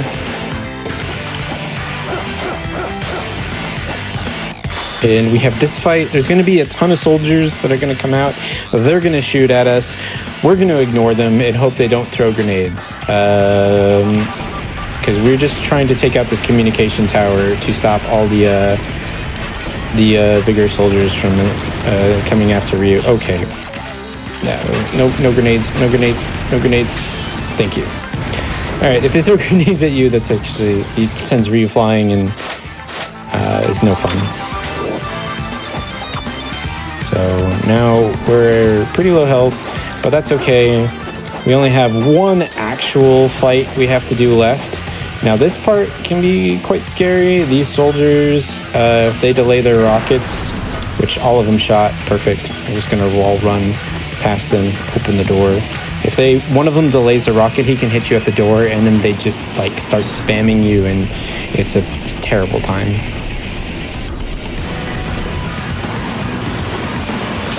So here we're just gonna go through this door and then back out. So those soldiers that I passed by just a second ago, they actually have a card key, but they only have it if I've gone and opened this door and come back, because they don't want to carry the card key until Ryu knows he needs it. So I'm just going to jump forward, cast Inferno, wait and see if I see 3 on there. I'm going to pick up the blues they're going to drop just in case. Grab this item, and we are done with the chapter. Next thing we're going to do is we're going to crash a train. Oh, wow, okay. Yeah, we don't get to see it That because we sounds skipped the exciting. cutscene. Oh, okay. But we can believe it. Well, you can believe it. You get to see the aftermath.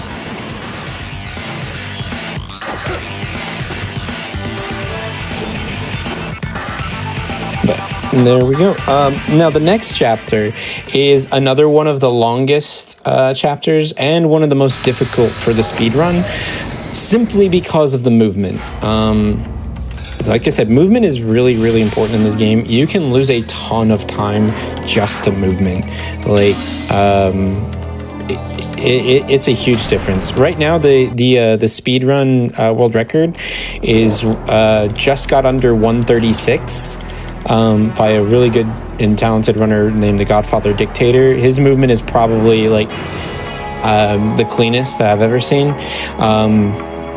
And it's really just a testament, like that's one of the main reasons why he got such a good time. He started off like having super good combat,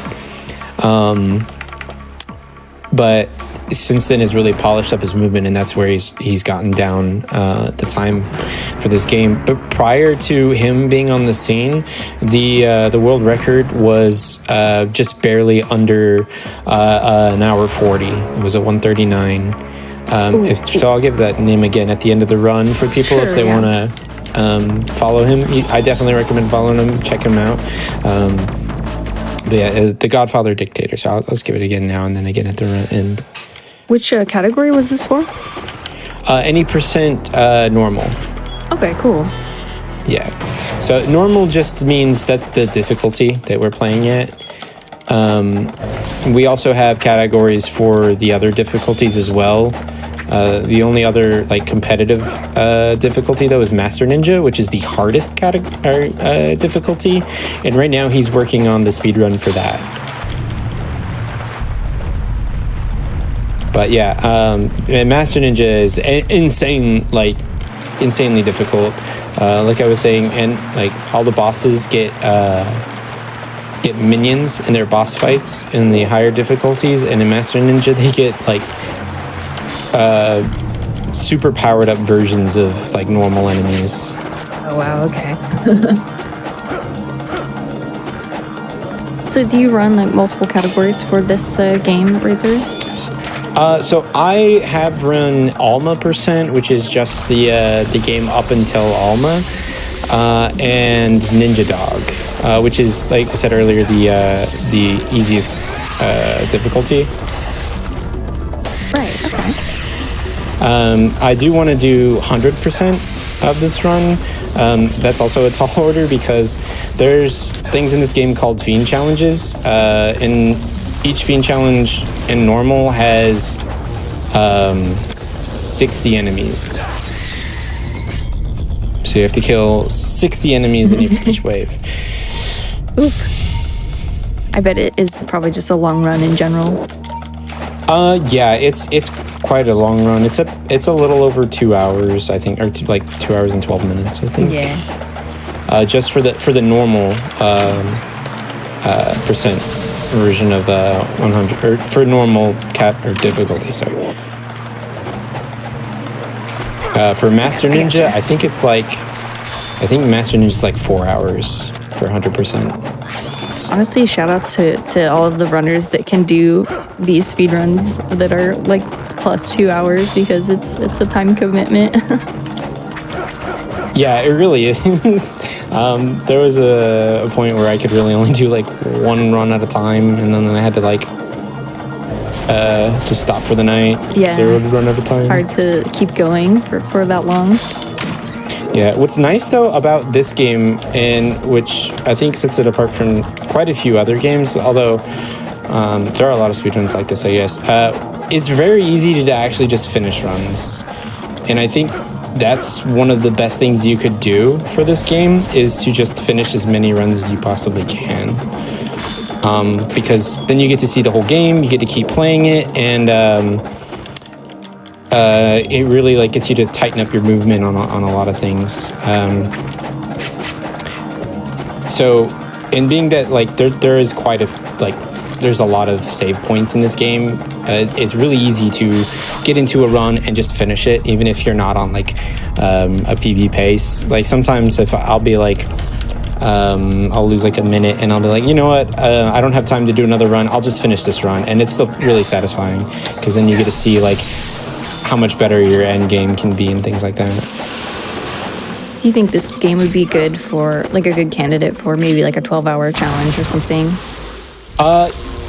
Yeah, actually it is, because like you can easily finish the game within that restriction, like learning to run and doing it. There's not a whole lot like of like technical stuff to the run. It's Right, all yeah. really like basic. It's just how it's how like how all the basics are tied together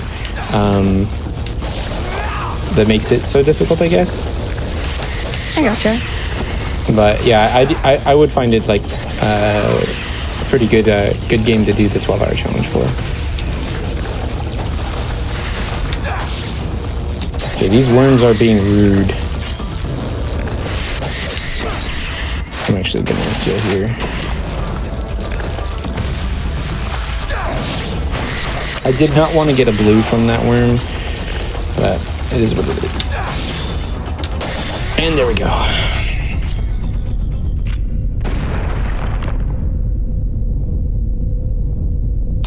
So the worms are just the precursors to this chapter.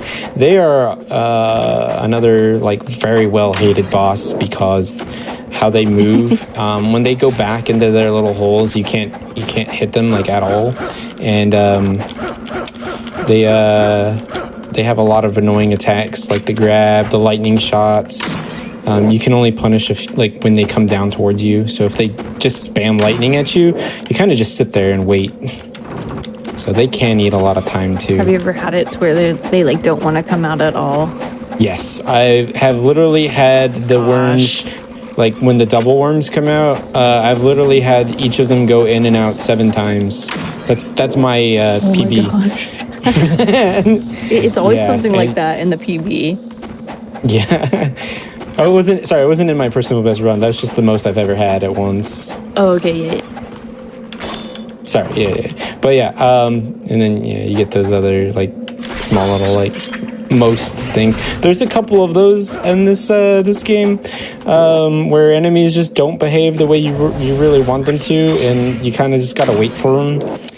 One of the last bosses is also like that. He's very, very notorious for it in the speedrun, which we'll cover when we get there. But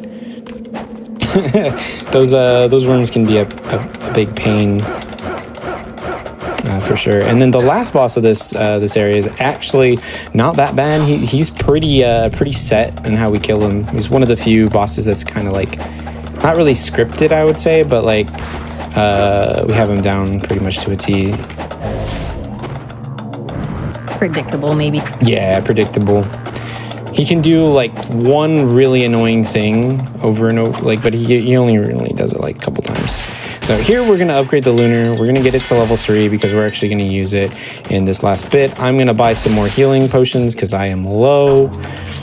I'm gonna pick up this big one here because I actually need at least 4 of those for the next chapter. So we're just gonna make our way to the boss now.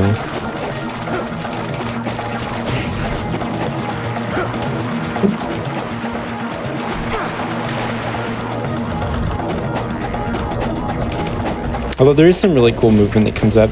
This part is like a little button you have to press. Now right here, you see the timer is like 200 seconds. That's because this is a fiend challenge. So there's 60 enemies here. That's why I'm just gonna run past them all. In higher difficulties, that actually is not a fiend challenge. That is a mini boss fight where you have to fight a Ryu clone, which are very face yourself. Yeah, you have to face yourself, and they don't like to stand still at all. So here we are going to shoot that little eye there to bring this platform down, run across.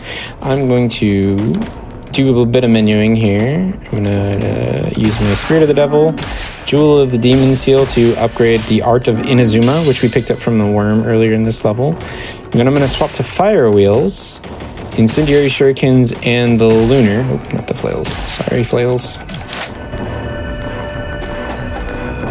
And we're gonna go over here. Yeah, somebody mentioning Inazuma drops in this game.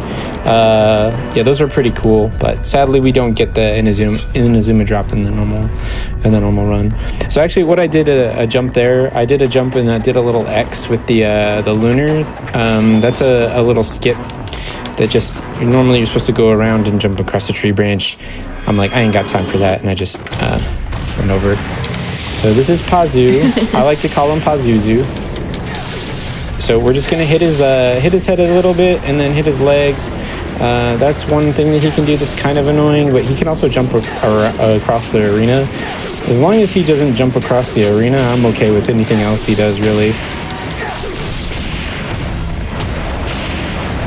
So now I'm just gonna throw shurikens at his face. And he's dead. Really kind of looks like Alien. Right? And we also call him the Big Chicken, too. Got those wings in the back. Someone had a cool question in chat. How optimized would you say the run is for this game? That's really hard to say. I haven't actually watched the world record yet, but I know 135 is insane time to get.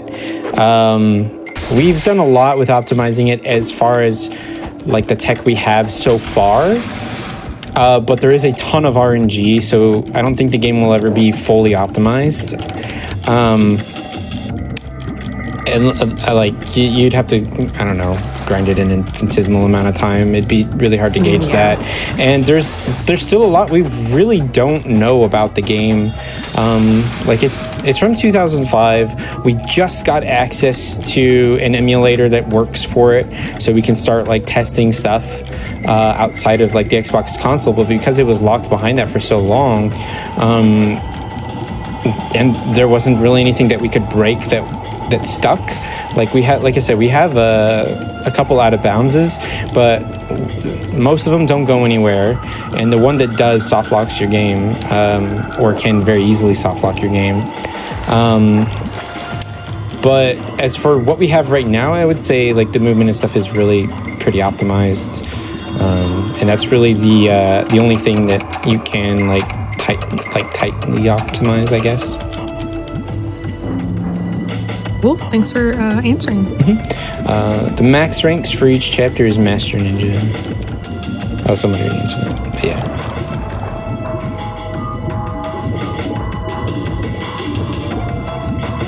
So this chapter is all about managing my oxygen levels. You'll see the bar on the left is like that's Ryu's breath. Just going up for like a quick second completely refills it. So we'll try to utilize that when we can.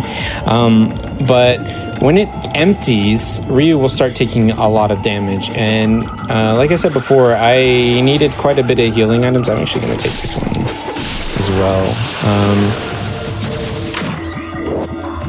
And no, I'm saving a sec. The thing is, if Ryu's health hits 0 while his oxygen is 0, then he just automatically dies. Now, normally, the game wants you to go pick up an oxygen tank, which has perpetual oxygen in it, so you just never run out of air. But that's slow. It takes like 1 minute and 40 seconds to do that, so I'm not going to do that. Instead, what we're going to do is we're going to drink a bunch of fluids to refill our air. Well, not really refill our air, refill our health. So we're drowning, so we're just going to start downing stuff to drink. Don't question it, y'all. Yeah, don't question it. It's ninja things. If you're not a ninja, you wouldn't get it.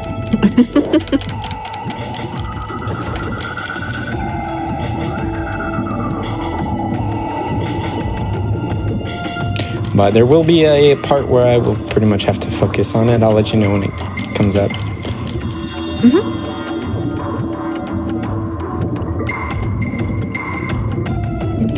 But right now we're just having a leisurely swim. You can see my health starts to go down very quickly. So I'm going to swap to Inazuma here, and I'm going to use one small elixir.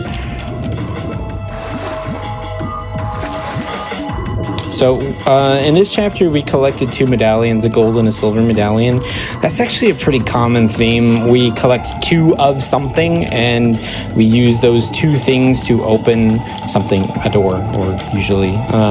So like last chapter, we had like two little talismans that we picked up. One was red, one was blue. This one's is gold and silver. The next chapter, we'll actually have a couple different things that are like that. So that's like the extent of the puzzles in this game. So, Not too bad. yeah, not too crazy. And normally there's maps to help you out, but like I said, we don't pick up on maps. We don't need to know where we're going.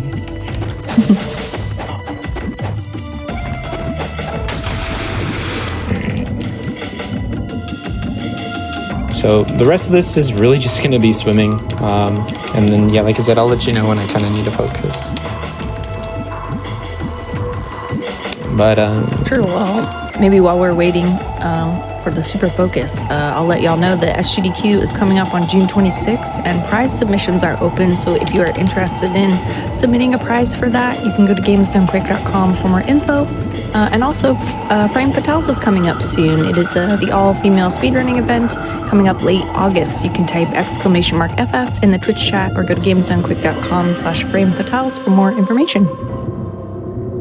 yeah, super cool. I always like watching those the events, the Frame Fatales and the SGDQ. Yeah. I think actually one of my friends did Ninja Gaiden Black recently. Galistrini, if I remember correctly. Awesome. Yeah, she did it at, was it Frost Fatales? Yeah, I think the last one was Frost Fatales. Yeah. So we're going down this corridor. I'm going to need to focus through here because I'm going to lose health very quickly, and I need to actually heal at certain points. If I heal too early, then I might not have enough health to get through this tunnel. We call this part the deep dive.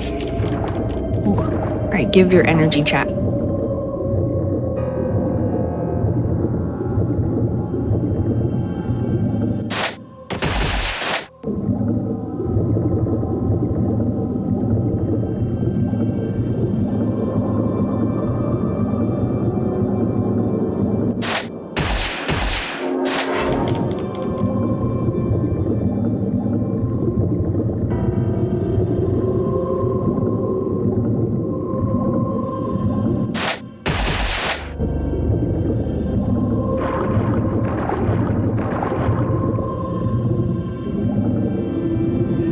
Alright, so we made it. I'm gonna swap back to fire wheels. Whew. I actually like... You can breathe now. Yeah, I actually like hold my breath IRL when I do that because I'm like so focused. It like puts you in the moment. Yeah. I like that. Because if you die there, your talisman does not save you. You just automatically die. So now we fight Doku. So Doku. yeah, this is the guy we've been chasing this whole time. We're just gonna take out our lunar and we're gonna hit him a bunch by jumping over him and dodging his attacks. Shoutouts to Digital T who found this strat because like our old strat was to use Gleaming Blade and pray that he just didn't kill you.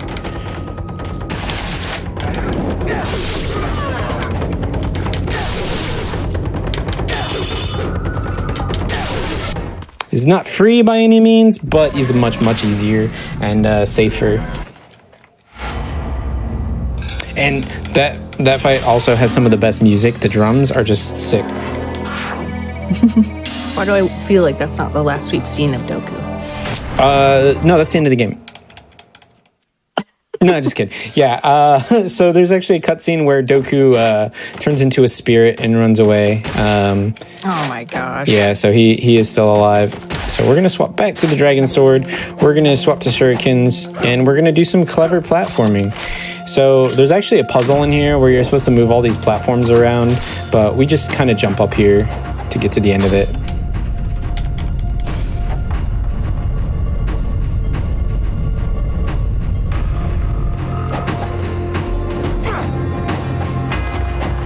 And that's the puzzle. Nice. And All you really need are the ninja moves.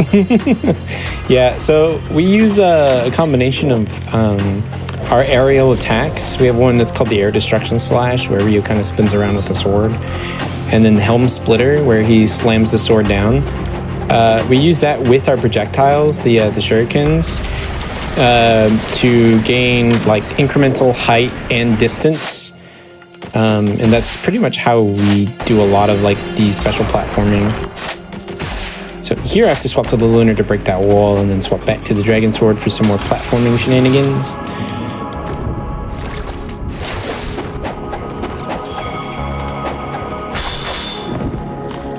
And this is the absolute hardest chapter for movement in the entire game, bar none. Oh no, do you like slip around because you're in the ice cave? No, there's just a lot of weird angles and stuff, so Ryu moves kind of funkily. Oh, okay. Yeah, the polygons in this game are they're old, but they're silly. Luckily no sliding around, but there's also some other silliness. So we're in one of two caverns. There's a fire cavern as well, or magma cavern, sorry. Yeah, so you can kind of guess what's in that cavern, and that one can very much impede you. And one thing that Ryu loves to do is he just loves to jump in the lava. So that's actually, oh no! There's a pillar there. Okay, whatever. That was actually a little bit of a shortcut that I got, but and it's not as easy as I just made it look, but sometimes Ryu gets stuck in the pillar and then falls back down. It's okay. Yeah, it's all good. So now we have a tablet piece. So if you remember correctly, like really early on in the run, I picked up one tablet piece. That's the second one. Those are end game items. If you, like I said, if you skip those, then you actually lose a ton of time. You can see the magma. Yeah, Ryu's already taken a lot of damage. That's actually why we buy health pots in the other chapter. And there, right there was another little platforming sequence break. Normally you're supposed to like side saddle, just ladle, whatever that word is, to get across that along like a ledge. And here's another little platforming sequence break. There's like a little seesaw that you're supposed to go around in a tunnel. Nah, you just jump across.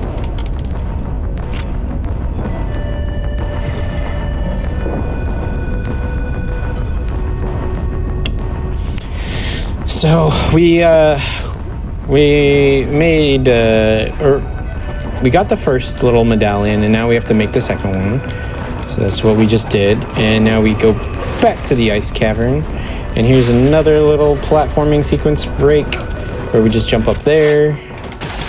I'm gonna refresh my health up real quick. Oh.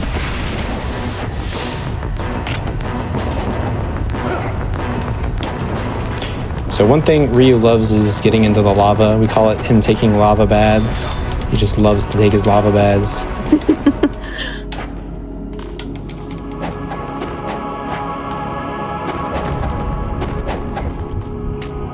The hot spring's too tame for Ryu. Exactly, he needs it a little hotter. Yeah. I'm gonna save here as well, just for safety. So we're gonna swap to the Lunar, and we're gonna fight another boss. This is Jotunfrau, which means I believe like Snow Woman or Snow Wife or Snow Princess, one of those. Isn't she pretty? I'm scared. Yeah, she's basically two big claws and a mouth, and she likes to do this, which when she does this, she's invulnerable for a little bit of time. So I just like to use fire wheels while she's doing that, just to get a little bit extra damage when she comes out of it, because you get time. But yeah, those ice slams are just nothing but a time loss. But she's pretty straightforward. You can jump over most of her attacks. She's really slow, but if she does hit you, she hits really hard. So we're gonna swap back to the dragon sword here. And I have a question, and I don't know if you or anyone knows the answer to this, but was there like motion capture done for reused movement? Because some of the stuff looks like so gymnastic. I have no idea. I'm gonna have to consult with Google on that one. For sure. I would actually be interested to know that too.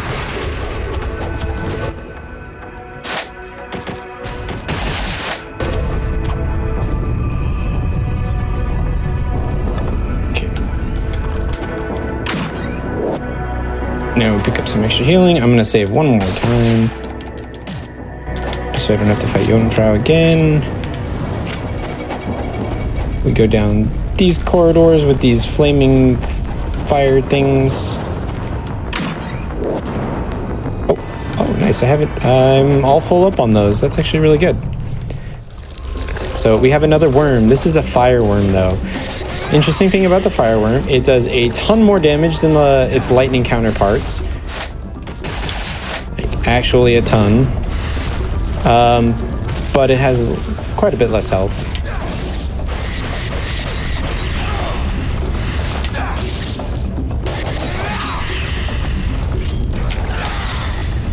And there we go.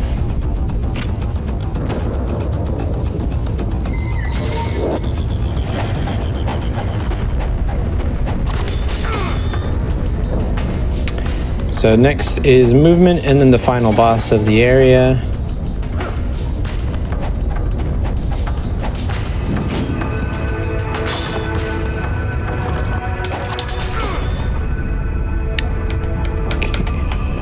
Okay, Ryu, do not go into the lava. Thank you, Ryu. So I'm gonna swap to the lunar, and we're on fire wheels, which is good.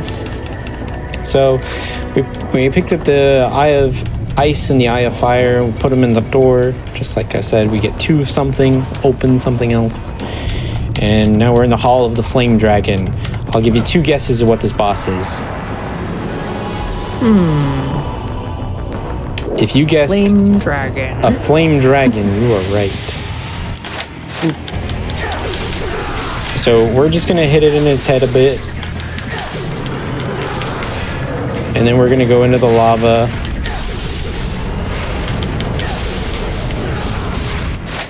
I'm actually gonna heal. So he gave me a really good attack. He can do quite a few different attacks there. The worst is when he starts shooting fireballs or a wall of flame at you. Every other attack he does cannot hit you while you're in the lava, so that's why we just kind of jump in there. So I'm gonna use the Life of the Thousand Gods I just picked up, and then equip the Inazuma.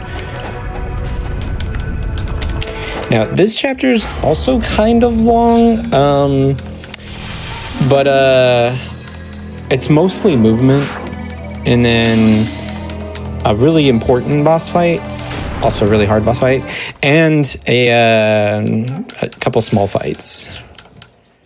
But mostly it's just going to be us running through a lot of areas that we've seen before, which is another really cool aspect of this game. It's kind of got like a Castlevania or Metroidvania aspect to it. The game does a really good job of framing these areas and then sending you back to them. After you've got a key item to unlock the areas, or a new weapon or something like that. So and there are quite a few secrets to this game as well.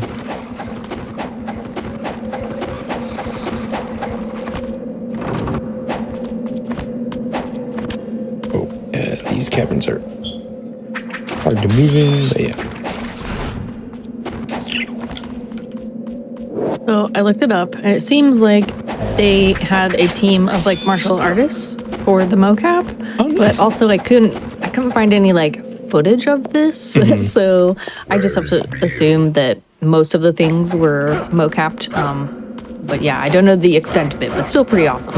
Yeah, that is really cool. I actually didn't know that. And it makes a lot of sense. So this, like I said, this was made by Team Ninja. The guy who made it, Itagaki, he also made the Dead or Alive fighting game series, started it. Okay. And that's kind of why he was given license to make this game for Koei Tecmo. Because Koei Tecmo was the original creators of the first Ninja Gaiden games. And he introduced the Hayabusa Ninja as a character in Dead or Alive. And so they were like, well, those went really well. Why don't you make an actual action game out of it? So he made this game. That's really awesome. And I'm hoping that they release a Ninja Gaiden 4 sometime, and that's maybe why. Were there any rumors, or not sure? There hasn't been anything confirmed or anything like that. Oh, bridge time, guys! Don't forget. So yeah, the bridge is up again, so we're gonna knock it down. But so there hasn't been anything confirmed, but they released the Master Collection, so I'm hoping that it got hyped enough to prompt Koei Tecmo and Team Ninja to want to make a Ninja Gaiden 4. They've had a lot of really recent successes with Neo and Neo 2 and some other games. They just came out with a Final Fantasy game actually called Strangers of Paradise. Oh yeah, cool. That's pretty cool. Yeah, so the same people who made Neo worked on that. And so I'm hoping that maybe they could make a sick Ninja Gaiden 4 game. That'd be awesome. Yeah, fingers crossed. So here's the last tablet piece. So we need all three of those to progress. So that's why I said earlier, if you miss any of those, you miss out on this. There's also another key item that we picked up throughout the game. Those statues, 2 of them are required, you have to pick up in order to progress anyway, but 2 of them are missable. And missing them also causes a lot of time loss. Someone mentioned Hayabusas in Neo 2. There's actually a Hayabusa Ninja in Neo 1 as well. They're both DLC characters. They're different Hayabusas, and they are confirmed to be ancestors of Ryu.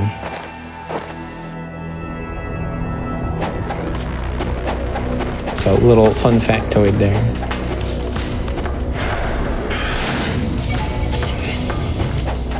So some of the cutscenes we missed earlier, we fought Alma, right?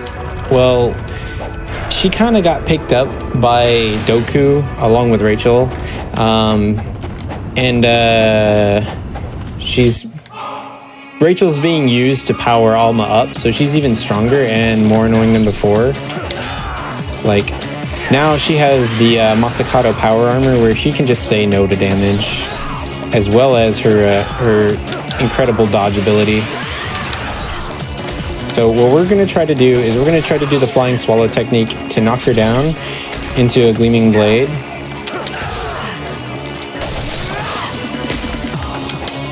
Come, Ryu, don't do that, please.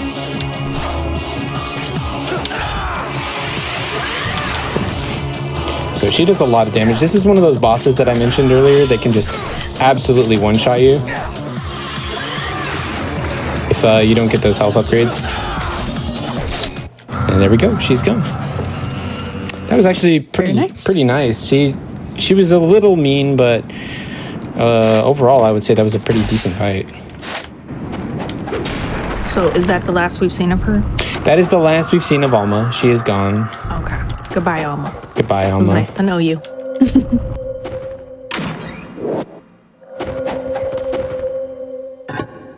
So here, I think I can go really fast, or I can try to get some money. I'm doing pretty good on time, so I think I'm going to try to get some money here. Just to make the last couple chapters pretty easy.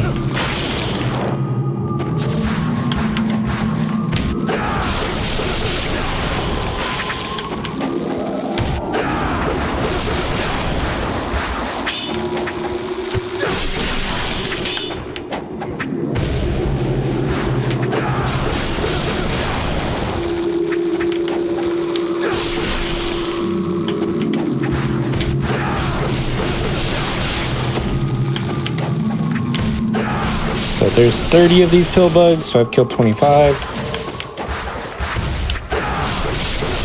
And there's 30. So I will have to do that again. But I won't have the karma timer up for the second one because it just doesn't display. But so that one I'll have to count, but that's all right. Someone mentioned Alma being the hardest boss in the game. Alma is considered definitely one of, if not the hardest boss in the game. In normal, I think she's not that bad, but in Master Ninja, for sure, she's the hardest. I actually think Mirai in normal is a bit harder. Just for, especially if it's your first time playing the game, Mirai can be quite annoying.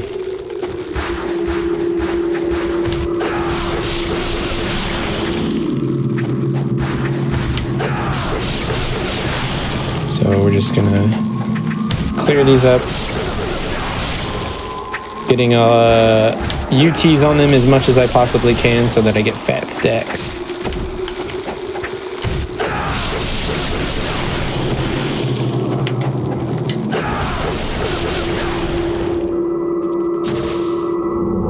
And now once I put this little tablet inside its slot, that'll be the end of this chapter.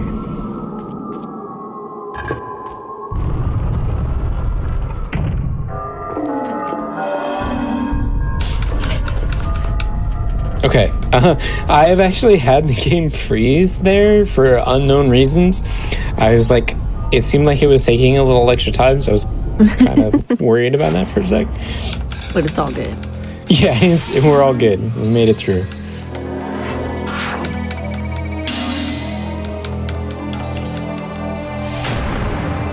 All right, and so this is as soon as the chapter loads, I'm going to pick up a statue. This is one of the missable statues that if you don't pick up here, you have to come back, and yeah, it takes a lot of time because this is actually really far from anywhere else in the game. But now this is another one of my favorite chapters that's pretty well hated. Casually, it's definitely hated because of one single enemy type, which I'm going to cover here in a bit. But during the speedrun, that enemy isn't that big of a hindrance, so we don't really have to worry too much about it. Plus, it makes the movement look even cooler if you know anything about that enemy. So we get this cutscene. We actually meet a character, but his name is Marbus, and he's the king of the underworld, and he works for the Holy Vigor Emperor. He tells us, I'm going to test you, and then we just kind of stand here and shoot a bunch of lightning bolts at the enemies to kill them all. And that's the big test he had for us. That was awesome. Yep. And he's like, if he were still here, I'm sure he'd be really impressed. He'd be like, oh wow, you killed them pretty easily, huh? He had the dip. Yeah, he had to go. He had things to do. I think he had a meeting or something. King of the Underworld's kind of busy. So here I can just get as many healing items as I want. And yeah, I think we're just going to do that. We used to have to buy a bunch of projectiles. I'll show you why we don't have to do that later. But yeah, just get that's the last shop in the run. So we just try to max out our healing items. So this enemy right here, this is the notorious enemy. These are known as the ghost fish. Now, something interesting, when these enemies were first designed, the designer was actually just using them as a set piece. And then Itagaki, the game director, was like, why are we just putting decorative fish in an action game level that doesn't have a lot of enemies? Let's make them do something. So they made them do the most annoying things possible. They have one attack. They follow Ryu, and then they cling on to him and just eat his health. And you kind of just have to do your best to shake them off. And so if they catch you, oh my gosh. That crab fiend is extra laser boy today. He just doesn't miss. So yeah, if they cling onto you, they do a... Oh my gosh, stop.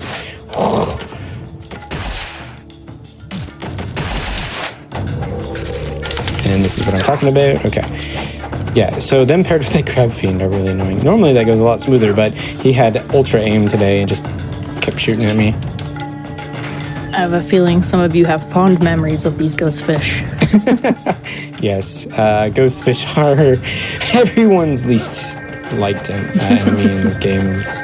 But something that I mentioned earlier about movement was on landing jumps. So on landing jumps give us iframes when we land and when we jump. The fish only come at us when we're vulnerable, but as long as we jump off the ground, like right after landing, we're invincible even though we have a vulnerable state.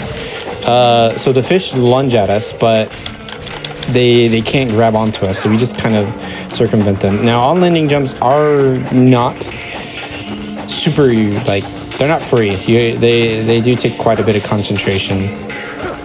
But you can also do them off of wall runs, so it makes this part a little bit easier. Oh my gosh. Okay, I don't know why Ryu came off the wall early there. That wasn't very nice, Ryu. Okay, that was weird, but okay, we got through. So yeah, on landing jumps, they get you through the ghost fish pretty easily. Bunch of little nibblers, those dang ghost fish. Yeah, so this is Doku. He's returned. Oh, welcome back, Doku. Yep, he's the spirit form. We're going to wait for him to charge us, and then we're just going to Gleaming Blade him. He's going to throw a sword at us. We're going to run away again, wait for him to charge us. Rinse, repeat.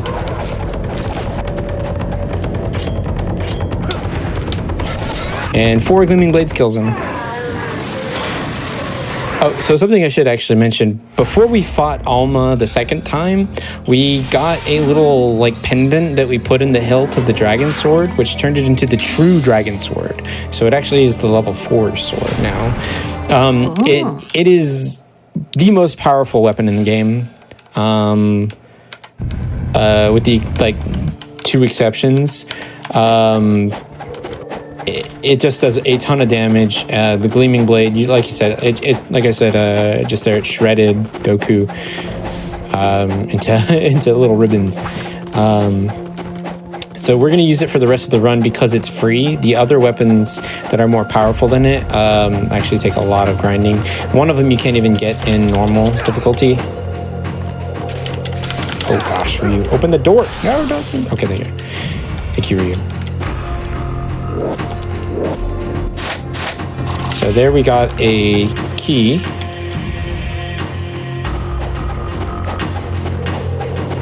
Alright, so I still have my Talisman of Rebirth, so I'm feeling pretty safe to not save here, so I'm just going to move forward into the tower. So this is the core of the Imperial Palace, aka the Tower of Terror, aka the Gauntlet of Fiends.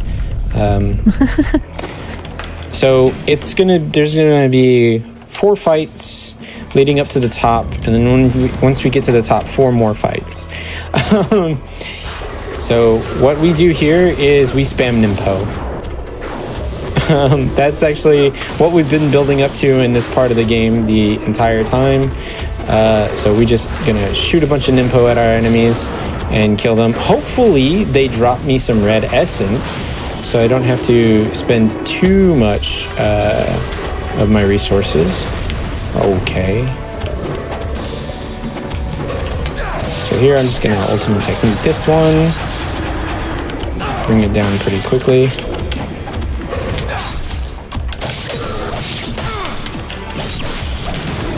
Yeah, so if you remember, I fought these enemies earlier in the run, and they gave me a little bit more trouble, but now with the True Dragon Sword, I can just hit them a few times and they go down. But the Nimpo's the fastest. I was really hoping to get at least 1 red so I could clean up those last 2 dinosaurs a lot easier, but it's alright. So here, we just do on landing jumps up those stairs, and those fish don't even bother us. I was hoping to get another red from those fish, but they didn't drop them, but that's okay. So now we have the red dinosaurs and the pill bugs. So I'm just gonna zap them. I'm gonna stand here and wait because these the red dinosaurs will always spawn on the opposite side of where Ryu's standing when they come in.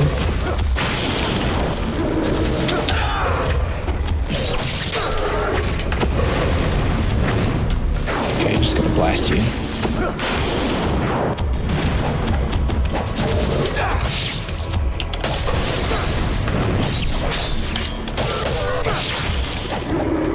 Alright, so we got one impo. Give me... I wanted a red. It's alright, so we're 2 down. We got 2 more to go. Rolling right along.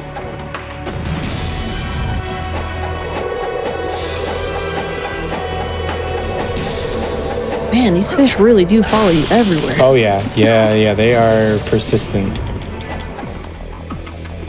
So here, we're gonna have some more Shadow Fiends. I'm just gonna walk back into this corner, blast these ones as well. So we're supposed to kill 2 that first one. One of them lived. But they go down pretty quickly with the True Dragon Sword. So not a big deal.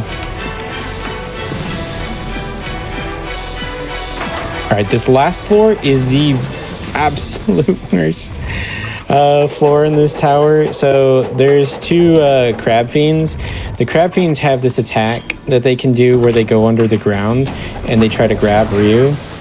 When they do that, they completely dodge the Nimpo, and if they grab Ryu, they pull him to the floor below, which is not ideal. So here, I'm just gonna wait just a second for them to attack me a bit. Oh, see, like this right here. This one is now under the ground.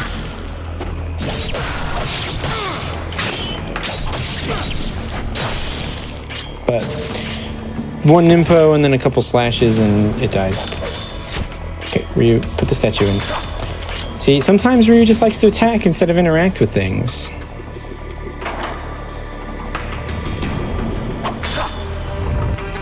So now we put them there.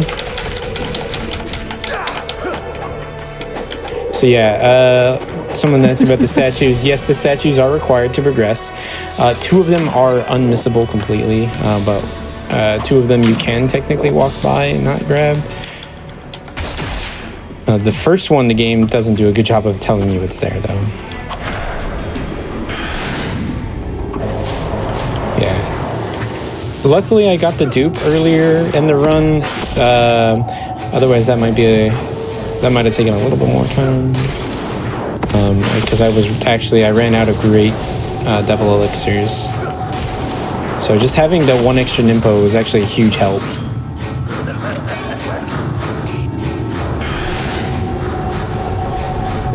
So now we have a throwback. Here's Hydra Cubus again for all of you fans.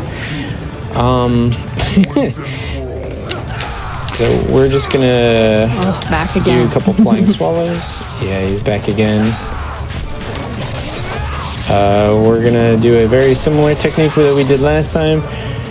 Chop off his limbs and do gleaming blades.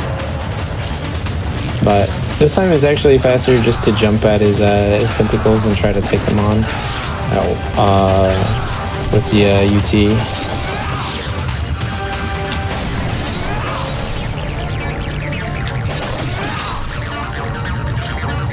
So there's 2, and this last cycle should kill him.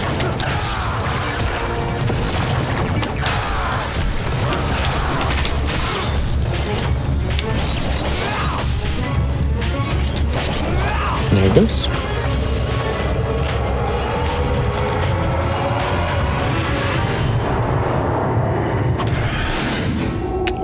So now Marbus is going to taunt us a little bit. Tells us, oh, you're tougher than I thought. He's going to start spawning more Shadow Fiends while simultaneously shooting fireballs at us. That doesn't seem very fair. Gonna use 1 more Great Devil Elixir. Just keep blasting these guys. So I want to make sure that I try to save 1 Nimpo, preferably 2. But luckily with this red drop, that's actually going to be pretty easy to do. for Marbus himself. Now, I got equipped the Lunar because Marbus is going to send us to another very familiar boss. It's going to be Jotunfrau. He always asks me how I like it, and I always tell him, I don't like it, Marbus. I don't like it at all. So the technique for Jotunfrau hasn't changed, although she does tend to like to do the ice slams a bit more.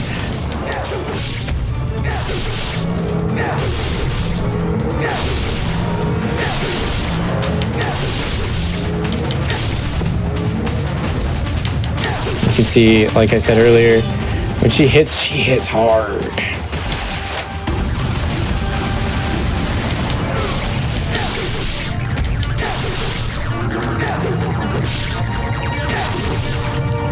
Like that grab probably would have killed me there at this health. Like I'm barely missing any.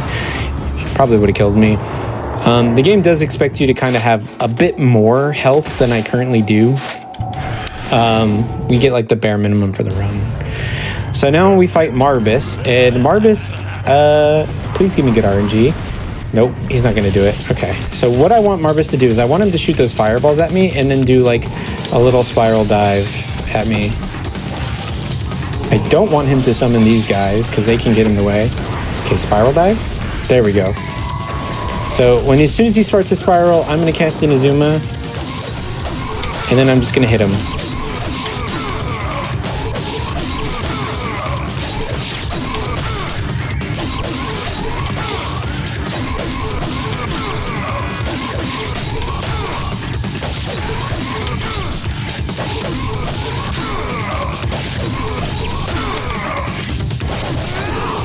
And that's Marbus.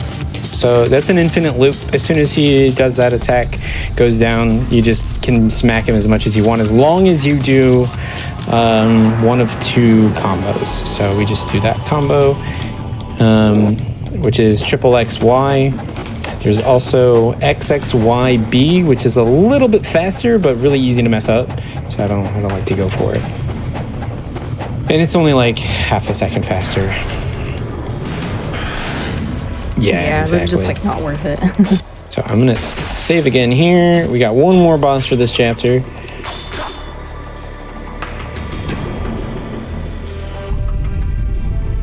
Some cutscenes. Now this last boss that we're gonna fight is the Holy Vigor Emperor. He's gonna have two forms. Oh, I actually want to equip this bow.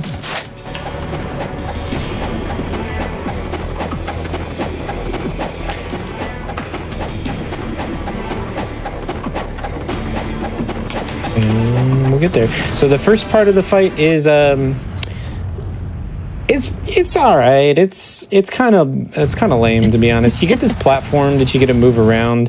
The Emperor does like these stupid like laser attacks, which are super annoying. There's 3 parts to him. We're just trying to hit him as much as possible on each part till they break. Dodge that slam.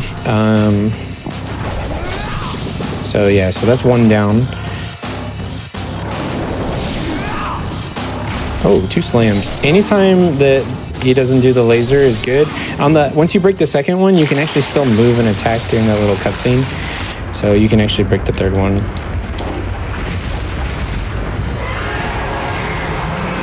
And this is the Skull Emperor. Oh. Okay, that's not good. So there's actually a one-shot you can get there. I messed it up. That's all right, though.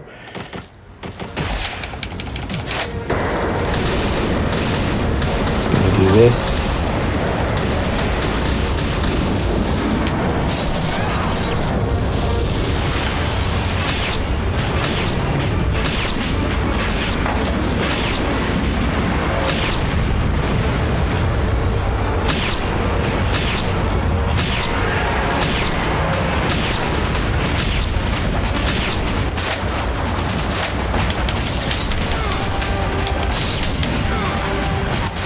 Let's go. This is why I actually picked up more incendiaries earlier and the arrows in case I messed up the one shot. It's not that big a deal. Is it really tricky to line up? Yeah, you gotta line it up properly and have your timing proper. And sadly, middle of the run, my right earbud died, so I actually can't hear a lot of game sounds, and I use an audio cue for that, but it's okay. So that wasn't actually the final boss. We have one more boss, and I accidentally kind of spoiled it earlier when I mentioned the hardest boss in the game. It's actually Mirai. So he was kind of in the shadows like the whole time. He's actually been trying to take the Dark Dragon Blade. So he goaded Ryu into this like quest for revenge in order to get Ryu to start killing a bunch of things, because the Dark Dragon Blade gets more powerful as things around it die. Since it's an evil blade. Sinister. Yeah. So he was using the Holy Vigor Emperor to capture the blade and like trick Ryu into powering it up so that he could take it for himself. Oh man, that's gotta piss Ryu Yeah, off. so Ryu gets really mad and doesn't really like sit well with him, especially since Mirai is his uncle. The plot thickens. Yeah. So here, and you can actually shoot Rachel there. If you do, you get a game over. So we go jump. Rachel helps us get out, and then now there's Fiend Mirai. So we're gonna wait for him, and we're just gonna Gleaming Blade, activate Fire Wheels to dodge his attack. Then I'm gonna hit him with a sick combo. Oh, that's not. All right, it's fine. We did pretty good damage to him already.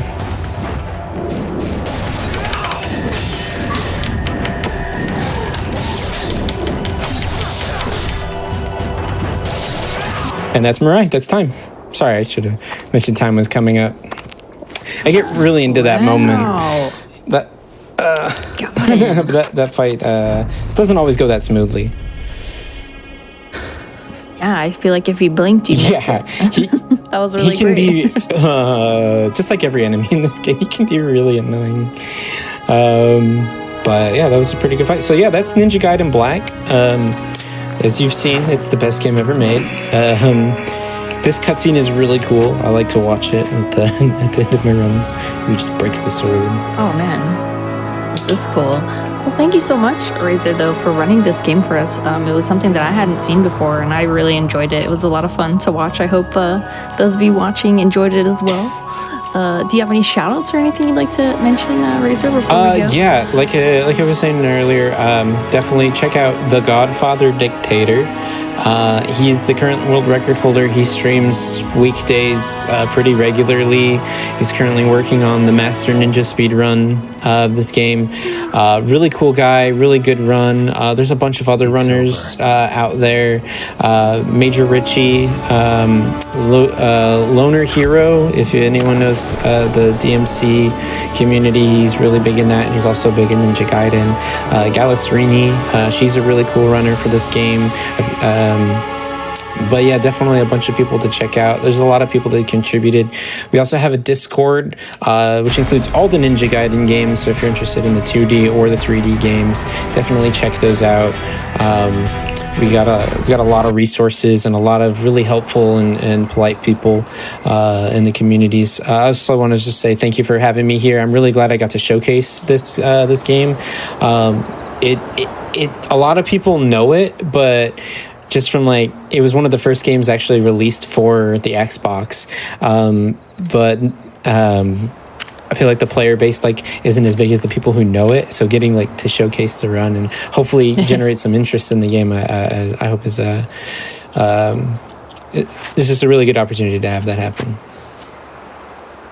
That's awesome. Well, I think there's a lot of good resources out there, and we really appreciate you being here to show it off for us. And those of you watching, if you did enjoy the run, make sure you follow Razor on Twitch. That's RZR360.